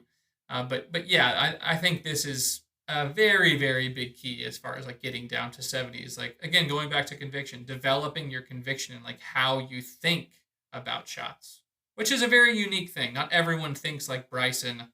Not everyone thinks like Dustin Johnson, which maybe I'm taking a shot at DJ. I think he hates when people say that, but he's definitely put the perception out there. But, it's develop whatever you want to think about is what I would say. Yeah. One thing I wanted to touch on real quick, you just touched on it, is, again, shout out to StrackaLine. But, they have this slope adjusted yardage in the yardage book. And I would say even like a year and a half ago, I don't really recall juniors like discussing, what the yardage book is, like taking the yardage off plus or minus depending on the uphill or downhill. And now what I've observed in these higher level amateur tournaments and some of the elite junior events is it is like a very common sort of discussion. If you hear caddy and player or in practice round, like kids talking to each other and stuff. So I think that people are starting to utilize that and make awareness of it. I remember seeing those numbers and not really knowing what they meant, or if like plus meant more or minus meant less. Yeah. But these kids are obviously gotten to the point where they're able to decipher that and are actually using that. So another quick plug to StrackaLine. Use code DRIVEN to get 20% off. I know I did it twice in one episode, but that's okay. That's how important it is. They absolutely should. Yeah. And it's also on tee shots. I mean, if the tee shot's playing 10 yards downhill and it's 300 to the bunker and you hit your driver 300 yards, well, guess what? It's going to go in the bunker. But those are the kind of things that you see happen. It's like, well, why did you hit bunker? Why'd you hit driver? Well, I didn't think I could reach it. But you saw that it was 10 yards. Oh, I forgot to look at the adjustment. So It's kind of like you're playing with less information. But oh, by the way, like sometimes those shots work out because maybe I draw it a little bit more and it misses the bunker. So when you talk about a scoring average, if you make these decisions consistently throughout a year, this is what costs you a shot or two here and there relative to someone who's making those decisions with the same skill level as you, at least from a like an outward skill level. This is all internal. That's why they beat you. And it's very, very clear. Yeah, that's interesting. So the other aspect around course management, I think, is just decision making in terms of like what shot to hit, especially when you're out of position. And is there any good sort of rule of thumb, like you said, understanding what skills you have and what shots you have? Yeah. But I imagine like juniors where they're making common mistakes is probably trying the hero shot. But is there like any sort of rule of thumb around that can maybe help guide listeners? Yeah, when you're in trouble, the thing that I see that always happens is it's like the process speeds up instead of slowing down. Like you can see the kids, they want to almost get the situation over with as fast as possible. I think one of the interesting things about watching golf on TV, it seems like when they get in those situations, they're almost like put on the clock because they're taking so long to make a decision. So one, I would say slow down. Like you need to think through all of your options. So one, I would slow down and think through how many different options do I have in front of me? Like, is there the flop over the bunker? Can I kind of pitch out and almost like play out in your mind what the likelihood of what's going to happen is? Because most of the time someone's making a decision where there really is no benefit. Like they're going to make a bogey anyways. Even if you flop it over the bunker, it's going to be 15 or 20 feet. So you might as well hit the mid square face to 30 feet and just two putt and get out of here. So I would say kids frequently make decisions that really are unwarranted because even if they pull off the shot that they want, it's not going to even lead to a better outcome. I would say, back to your question of like, is there a hard, fast rule? You should be able to do something, at least 50%. That would be a very low number. Like you should have a pretty good idea that you can hit the shot you're about to hit. If it's a 1 or 2 out of 10, again, you're probably going to make bogey. I can promise you, if that's that 80% that is not good, you're going to make double or triple. Because a lot of times you're hitting it into a spot that is actually worse than like where you currently are. Yeah. Like on the downslope of a bunker or something like that. Like, so limit the damage. Like that's what I like. If I'm writing down something in my yardage book, it's limit the damage. Like make bogey. Like it's totally fine to make bogey. At this level, like how many birdies around is someone at this level making? 5? 4 or 5, yeah. Make your bogey. Do not make a double. Yeah, so this sounds all fine and good, but like how do you even take the step to get there? Like how does one, is it just learning through trial and error? Is there any steps that a golfer can take so they are making the right decisions the next time out? Yeah, so in the last podcast, you talked about process and we talked about conviction. It starts with baby steps. So step 1 is start ordering yardage books. You will not know how to use it. But just think about any skill. Like my son's learning how to drive right now. Like you forget that how long you've been driving and like using maps and like being able to, look at all the things around you. Like he's new to that. Like when you're doing something new, it's going to be difficult and painful. But just the first step is just starting by like buying the book. If you've never done that, do that. From there, it's, there is a compass and there's a legend in the book that tells you everything. So what I would do is I would buy a book for the course that I play a lot and just start trying to, put it into practice. Don't do it in a tournament yet. Like just go and be like, oh, if I play hole 1 at my home course, this is what this says. This is where the wind is. This is the compass. This is the elevation. This is how far it is to that bunker. Like it doesn't matter that you know all that information. I say all the time, Tiger's played the Masters 100 times. Do you think he uses a yardage book? Yeah, I'm pretty sure he knows the course, but he uses that to write notes. As you're playing in better events, you're going to play with better players. Like lean into better players. Like how many times do we have to hear stories of like Jordan Spieth's caddy going to meet with Ben Crenshaw's caddy to talk about the course and like, you lean into people that are older than you. And then lastly, and maybe selfishly I ask this just because a lot of kids don't, but if you have a coach, like this is as valuable as saying, hey, I want to work on my driver today.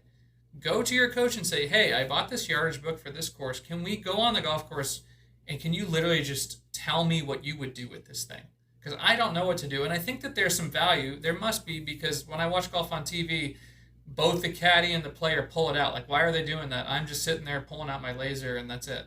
So I think from there it will organically grow into a skill, because right now it's probably not a skill. And again, we're talking about a 72 player, so most likely they're doing some of this. But I guarantee you can get better at it. I mean, I know for a fact all the people that I coach could get better at this. I could get better at it. So if it's a skill, that means it's developing and enhancing. So make sure you're enhancing this if you feel like you are doing it. But yeah, that would be my steps. I mean, I can speak to, with my son Cameron, I started ordering him yardage books at age 11. Did he know what to do? No, of course he didn't. But we got him. Now he's used the same books 4 or 5 times, because now he's almost 16. And so I can tell you, after 4 or 5 years, he's as good as I am with the book in hand, and he'd be a great caddy. And it just takes time. What you said kind of reminded me of the Bill Alcorn episode, episode 24, and some of the things that he talked about, like separate junior golfers from college golfers, and college golfers from like the elite college golfers. And I think this decision making, I think the bar is pretty low in junior golf, because when you see it done right, I think those are some of the things that coaches and Coach Alcorn was really looking for. It's like somebody understands, like reading a lie, or like reading a situation and making the right decision. And you talk about like getting noticed. The coaches are picking up on these little things, because I think it does stick out relative to your peers. So I think even amongst those that are shooting 72, it might be because they're just physically gifted and they haven't rounded out these skills. But a coach that's seeing that, oh, this guy really has this opportunity. Maybe they think like, oh, I could coach that out of him. But I think you actually asked Bill that question, and he said like a lot of that is sort of innate, right? And that's sort of some of the things he's looking for in junior golfers to try to separate themselves.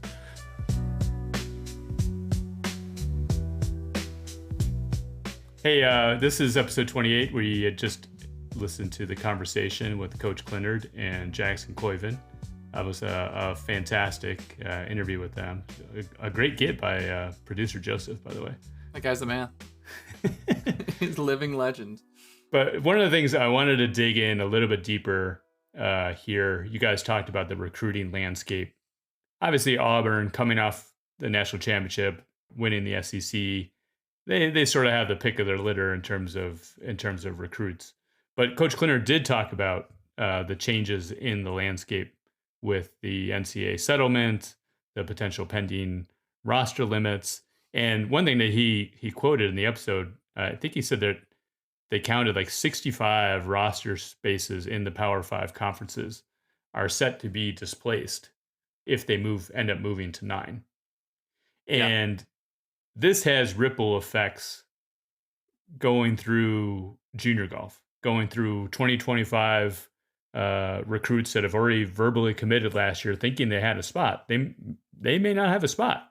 I think that we're getting pretty close to signing day pretty soon. I don't know what those conversations are, but if I was a 50th ranked 2025 kid, I might be a little nervous.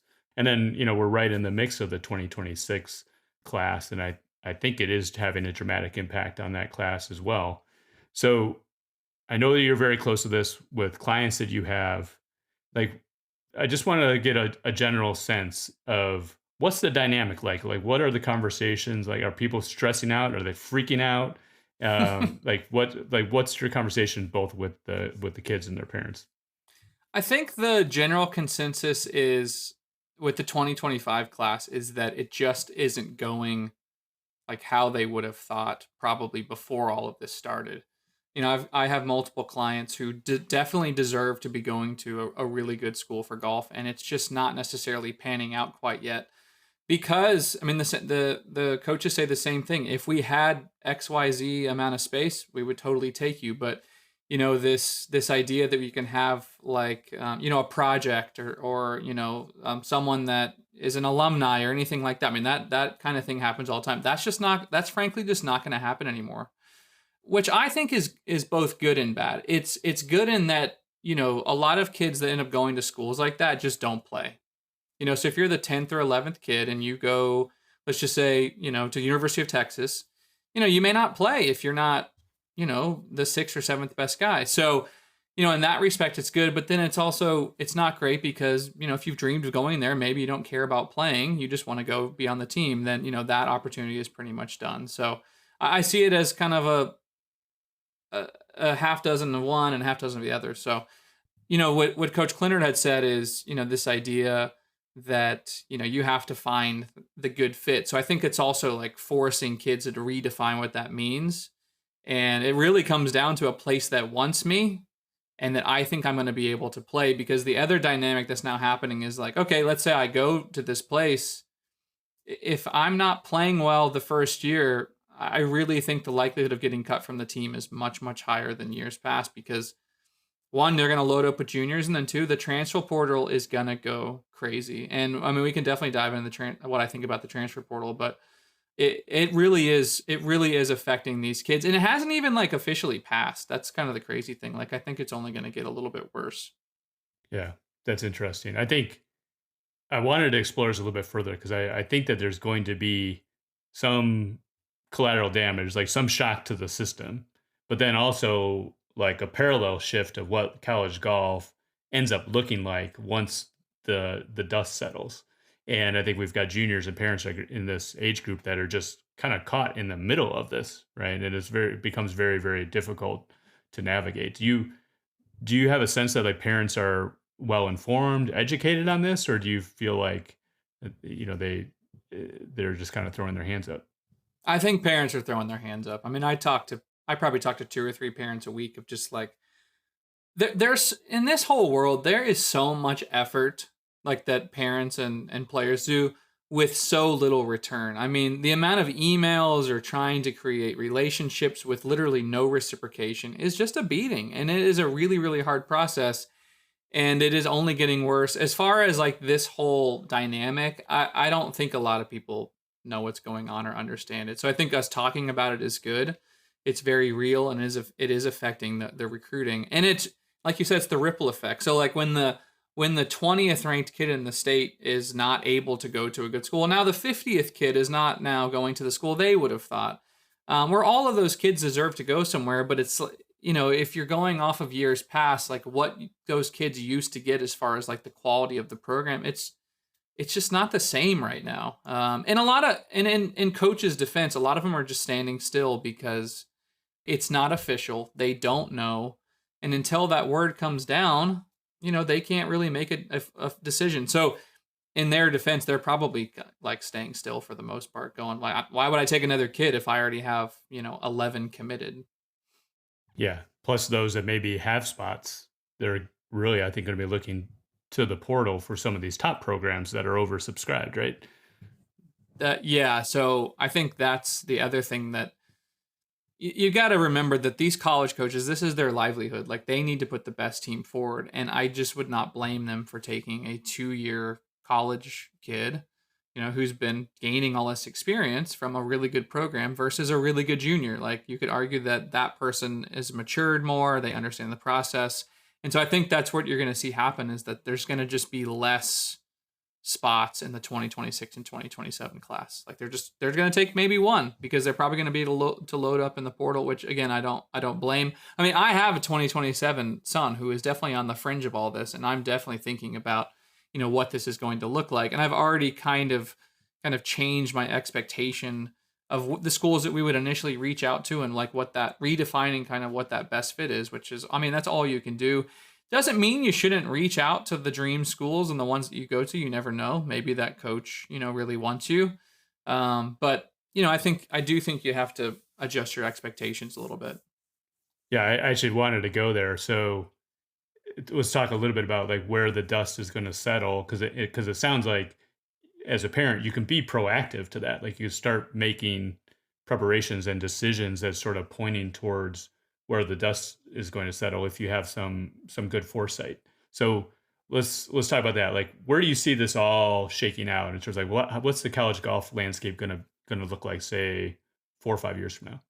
I mean, there's flat out just going to be less kids at the big programs, right? If it's just 9, so now you're basically taking away, like you said, 65, 70. What's going to happen is it's all going to move down. Just like in college football, there's going to be what NIL has done to college football. That's basically what's going to happen to college golf. In I don't say lesser programs, lower ranked programs are going to become more competitive because they are going to be getting stud players that they normally wouldn't get because they're frankly just available.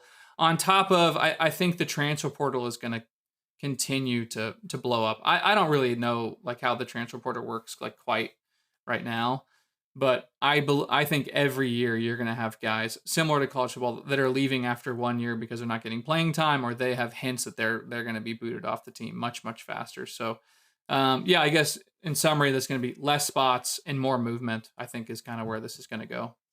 I think one other interesting thing you might see is a transfer portal being used by kids that are picking, say, a second tier school that then establish themselves as being deserving and proving that they can play for one of these top teams. Like, and I think one of the things that could come out of this, if parents and players are proactive around this, is I think these second tier schools are going to end up defining themselves on their ability to develop players.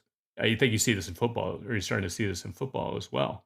Instead of like lamenting the rules and lamenting how you're losing your star players, like use that as like, hey, this guy came here, he got to play right away, played for 2 years, lowered his scoring average, and he went on to do bigger and better things. So I think you might see some of these smaller schools like really compete on development track record and practice facilities. And then also like the cultural fit if a kid ends up wanting to stay there for 4 years. So I think that's maybe the thing, is to start, like you said, broadening your scope in terms of schools that you're looking at, but looking at those very, very specific things. Like, how good is the course that they play? How good are their practice facilities? It might be a smaller school, but it might be located and they have access to a very, very nice, private country club with a beautiful practice facilities. You got to look at all those little things, and maybe a school that you wouldn't consider before is now should be squarely under your radar. Yeah, 100%. And a lot of these, second tier or lower ranked teams, they play in good events. So if you go to one of those schools, I mean, I think choosing a school, if you are looking at some different ones, of what their competitive schedule is huge. Like I know there's a couple programs that aren't great, but they get into some of these incredible tournaments against these SEC and Big 12 schools, to where if you were to go and play well, I mean, it's not like they're not going to recognize that you're from XYZ school. But I don't know why I said XYZ twice. You should edit that out. But like that, you're definitely going to make a name for yourself. It doesn't really matter what school you're from as long as you play good golf. Like someone's going to know, just like in junior golf. Yeah, that's a good point. So let's shift gears as we wrap up this episode. But like, how about just like in the now, like this disruption is putting pressure on the system. It's influencing all types of decision making. What tournament to select, the pressure to perform, because now, I'm trying to prove myself to this coach that I can play at this level where they may be a little bit lukewarm on me. That sort of thing. Like, what do you see on that, and like what advice would you give to someone in that situation? I mean, I think this really comes down to your process, and the process of a junior golfer is very, very broad. And so let's just take like an event. Like I think the first thing you have to ask is like, should I even be playing in this event? And that there's a lot of metrics that go into that. Do you play that golf course well? Do not go to a golf course that you don't play well historically. If you're looking at it from a ranking standpoint, a lot of colleges that aren't in the state of Texas that are not going to watch you are really going to look at your ranking. So like, is this a good boost for my ranking? Is the course rating good? And is it a decent field where, someone's not going to like lower the rating? I think that's probably where I would start.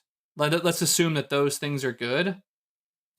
Then I don't think you need to do anything out of the ordinary as far as like your prep. I mean, you have to trust that the process that you do heading into every event should be the same. It's not like you need to do 3 lessons and do 4 practice rounds. I think sometimes we can put a little bit of an excessive amount of effort into something to where you do feel like more pressure. But if you're making logical decisions and you're doing through your normal prep, you're doing your practice round, doing your yardage book, doing all that stuff that you normally do, I think you just have to trust that I'm going to go out and play well. I've seen that kids play almost better when they have like a coach watching them or feel a little bit more pressure. But don't set yourself up for failure by, traveling halfway across the country to play different graphs on a course you don't know with weather you don't know. If you don't absolutely need to do that, start playing some places that you think you can show up and play well because you have before. Like I'd get really specific and really like detail with my schedule. Like do not play a ton and choose stuff that you have a good likelihood of playing well. Yeah. So there is a lot of importance on the rankings for better, for worse. We talked about Yes. Tugger in the last episode, and Junior Golf Scoreboard is sort of the king, and it has its quirks and its nuances and stuff. And I think you have to get well versed on that with scores rolling off and these upward and downward adjustments, as you mentioned. Yes, it is very, very important. But if you make it the be all end all and you obsess over it, it might cause you actually to make a suboptimal decision. So I think the things you can control around setting yourself up for success in an event, prepping, like you said, following your process, I think is really important. And like you said, there should be opportunities for you if you're a good player. Yeah, for sure.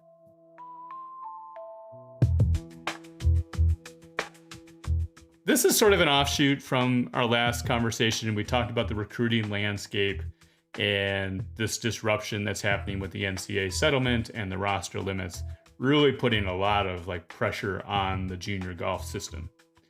And this, I know this is a hot button topic for you in particular.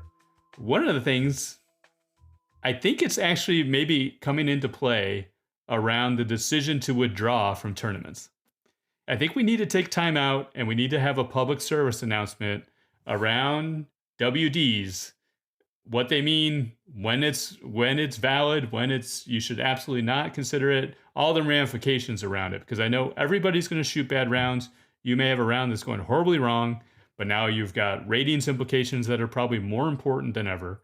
You've got kids that thought they were going to be recruited by schools, and the coaches are maybe not getting back to them. Just given everything that's going on. You have other kids that maybe committed, and now they've been told that they're not going to have a spot next year. So this kind of pressure that everybody is under, I think, can influence this decision in the moment to WD when things aren't going well.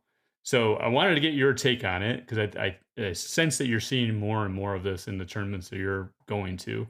And like, what do we need to tell parents and players around this topic? Man, that's a broad thing you just threw at me. I think I would start with that. Yes, I do see, every event that Cameron plays in or when I'm paying attention. In fact, I was looking at an event today and someone was 10 over through 9 and maybe they were injured. I'm going to guess that they just quit. And so I think the starting point is I think it's just a really bad precedent that we're setting because, everyone sees what everyone's doing. We all know what's happening. The typical thing is someone's playing bad and they just stop playing, whether it's after 7 holes or after 17 holes, they just quit. And I think that this precedent that we're in, whether that's the parents or the kid, there's something happening where we feel like it's okay to tell a kid or a kid feels like they should just quit because I'm not playing well. And I'm pretty sure they would say, I don't want this to go on my ranking. And I don't know where that's coming from. But I think that we have got to do something to stop it. And my advice to these tours is, unless there is a justified withdrawal, like someone is throwing up. For example, last summer, Cameron has withdrawn once in his entire junior career. That was last summer at Bridlewood. He was throwing up on the 15th fairway. He didn't even want to tell me. He wanted to keep playing. I was like, we are getting out of here. I was worried at heat stroke. That is the only time that someone should be able to, is if it is justified for some reason like that. Other than that, the tours have got to grow a backbone and start penalizing these kids in some fashion with some type of ban for a couple months because it is not going to stop. And there are a lot of repercussions. And you're doing these kids a disservice because I can speak from me and coaches that I've talked to. What's happened, what these kids think that they're doing is they think that they are saving this from going on their record. But I promise you, when someone goes and shoots a 90 that I think is a good player, I don't think anything different about them after they post a 90. I just think you had a bad day. But when they withdraw from the event, my opinion of them is completely different now. And I think that they are soft. I think that they are selfish. There's a lot of things that go through my head. And I think that they are trying to play this game. And I guarantee you that college coaches think the same thing. And so you honestly would be doing these kids a good thing, these tours would, if there was more of a penalty, because then they wouldn't do this and they wouldn't ruin. I mean, it's almost on the lines of cheating. Like, we all know kids that have a cheating reputation. Like, when you get this reputation of being like a quitter or a WDer or a no-carder, it is almost as bad as being known as a cheater, which is going to follow you. And if you, I know I keep going, but if it comes down to you and another kid of similar ranking, there is no way that a coach is going to take you. They are going to choose the other one because they just have, they know that they're not going to quit.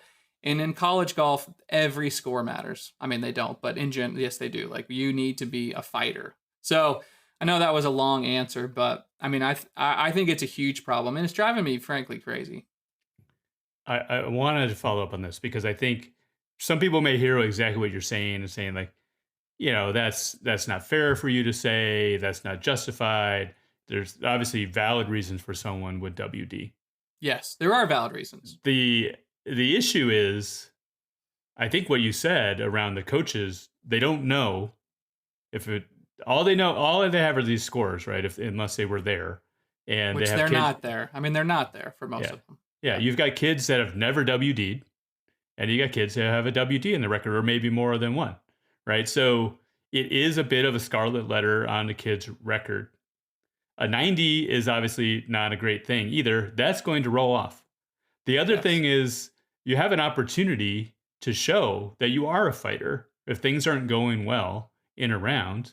Oh, maybe, okay, I'm 13 over through 10, and someone could see, like, I had a blow up hole, I had a 9 or a 10 on a hole. Like, I think a coach is going to be like, yeah, that is a chain of unfortunate events. That is like a one-time thing. Oh, what if the kid made 3 birdies in the last 5 holes and like turned a 90 into an 86?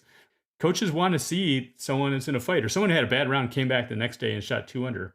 Yeah, you would draw your gun. You have no opportunity to show, like, yeah, that truly was an anomaly, right? This is more of the player that I am on a normal basis, on a day-to-day basis. I do think what you said is the last thing the coach wants is someone on his roster coming to a tournament.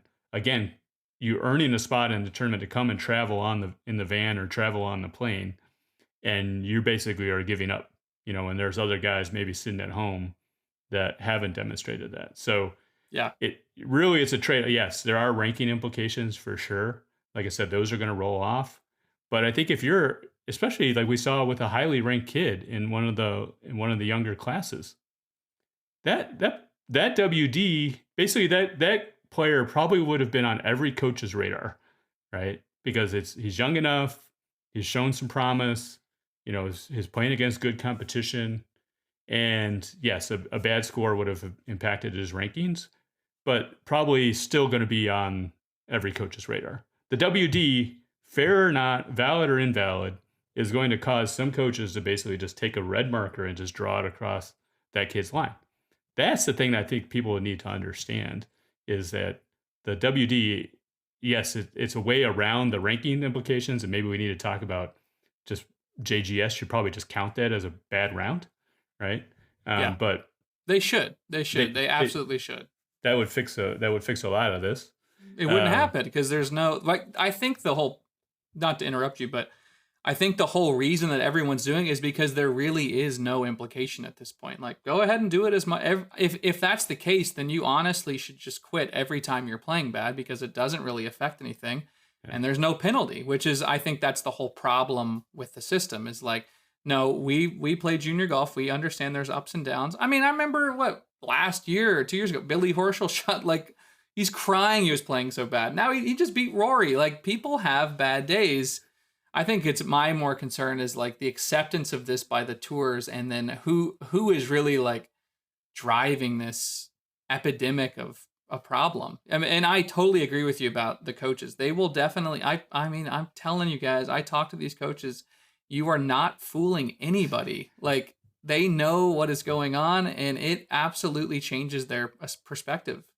And so I would just be really careful, and to your point, like everything has a consequence. I say this all the time in coaching, like good or bad consequence. Yes. Is it bad to shoot a 90? Of course it is. That's really bad. And then that's really unfortunate that happened.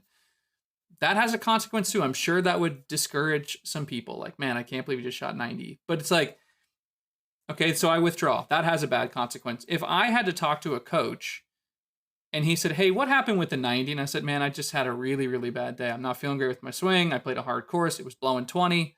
It was just a bad day. Versus that same conversation of like, why did you withdraw? I just wanted to quit and I didn't want it to go on my ranking. Like, which one of those two conversations is going to go well? I mean, if you really are in the midst of this recruiting process and you're doing this, I would just imagine these conversations would be really hard. But I would also bet the coaches just aren't going to have them because you're generally going to be off the list, unless you're just an elite player. Yeah, I think folks are maybe in this shoes. Look, we understand there's a lot at stake with these decisions, with these tournament scores, and as a parent, we want our kids to play well. But that's not always going to be the case. And I think that grit, that determination, the fight, and also the bounce back. I think the opportunity for bounce back is the thing that maybe folks are missing out on. Yeah. You could even have a bad month, of bad scores, but you could show like, hey, I came back the next spring and I'm lighting the house on fire. Right? People are willing to say like, yeah, that was a bad slump. That was a slump. That was a bad stretch. It happens to the best golfers in the world. I think coaches are willing to look past that if they just show that like, hey, I'm taking it seriously. I'm trying to improve my game and it's starting to show some promise. They're trying to project what you're going to look like 2-3 years from now. And they want to know like I can count on this kid, if I'm taking him on the plane. Yeah, that's a good point on like the idea of trends versus blips. We talk about that in statistics, Jim and I have, of like it.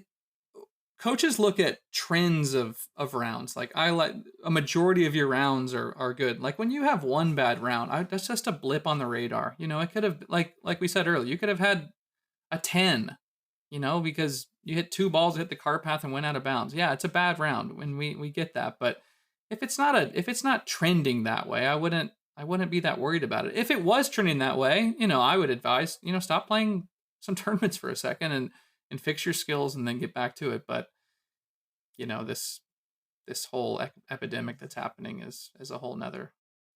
Yeah, I'm glad we dove into it. One last thing on this. So we're not going to name names or anything, but like you mentioned the college coaches and how every score counts. We know it's generally 5 count 4. Yes. However, the last thing the coach wants to see is somebody who think, well, my score wasn't going to count anyways, so I just packed it in, right? Because golf is golf. Golf is crazy. The guy who's got the low score might make an 8 in the next hole. It happens, right? And all of a sudden you're thrust into position where you could have turned, say, a 6 over round to a 3 over round and counted, but you went to 6 over round and turned it into an 11 over round, or just ended up packing it in altogether. So I think coaches, they just want to know that you're not going to be that guy, right? I think this is an opportunity to show like, I'm not that guy. When things may go horribly wrong, I'm going to keep fighting. I'm going to stay focused and do my best to be positive and try to turn a bad round into something, salvageable. Yeah, I think that when, I won't name coaches, but when I talk to coaches about players, when they tell me about the kid that I coach, they'll say something like, I just love how much of a competitor, I'm not going to say XYZ, how much of a competitor that guy is. And, that's what they want. They want someone who desires to be the best version of themselves and who tries really, really, really hard. So again, I just think those conversations are a little bit more difficult if every time you play bad, you seem to run to the hills and don't want to accept it. So that's just my advice. You don't have to listen to it. It's just honestly trying to make some sense of this and to help. And I think the tours need to do something to help too, because this is getting out of control. The Driven Golf Podcast is produced by Joseph K. If you like this episode, like it, subscribe, pass it on to a friend who might be interested. It really helps us out a lot. We'll be back in a couple weeks with the next episode. Until then, remember, in this great game, the journey is the gift. Enjoy the journey. Yo, Angle of Attack, Volume 3. Attaboy. Remember, we walk past the haters, grab the clubs and laugh. Get on the grind, no more cutting corners fast. Focus on the lowest fruit, double bogeys half. We're here to clean up mistakes, make these moments last. I hate to say I told y'all, but I told y'all. Haters fall apart cause their minds too weak to hold y'all. Just pointing out you owe nothing to the old y'all. You about to get coached up and go on and flow on. Full sweated pros know they foolish. Every step of the climb, recognize improvements. Every episode a lesson, use it or lose it. Steady doing units, my man Andrew Lewis. Pressure making diamonds when you're on a junior stage. Angle of Attack, Volume 3, it's time to turn the page. Jimmy C, steeped in wisdom, Andrew Lewis brings the flame. The journey is the gift, yo, remember the name.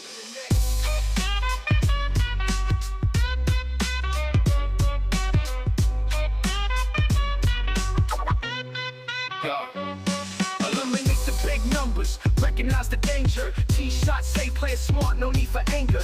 Big swings in tight places, that's what scores linger.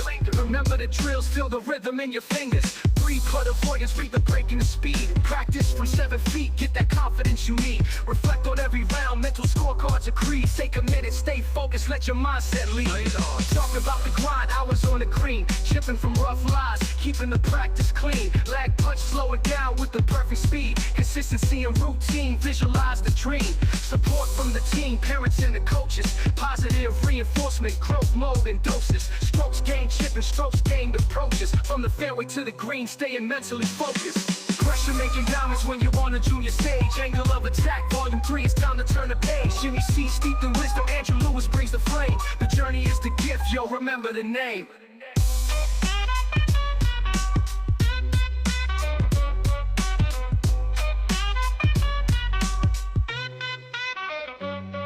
Watch the spots tight, yo, every dream's on the line. Coaches watching closely, every swing and every sign. Transfer portal swirling, commitments get declined. Control what you know and what you know is the climb. Pressure making diamonds when you're on the junior stage. Angle of Attack, Volume 3, it's time to turn the page. Jimmy C, steeped in wisdom, Andrew Lewis brings the flame. The journey is the gift, yo, remember the name.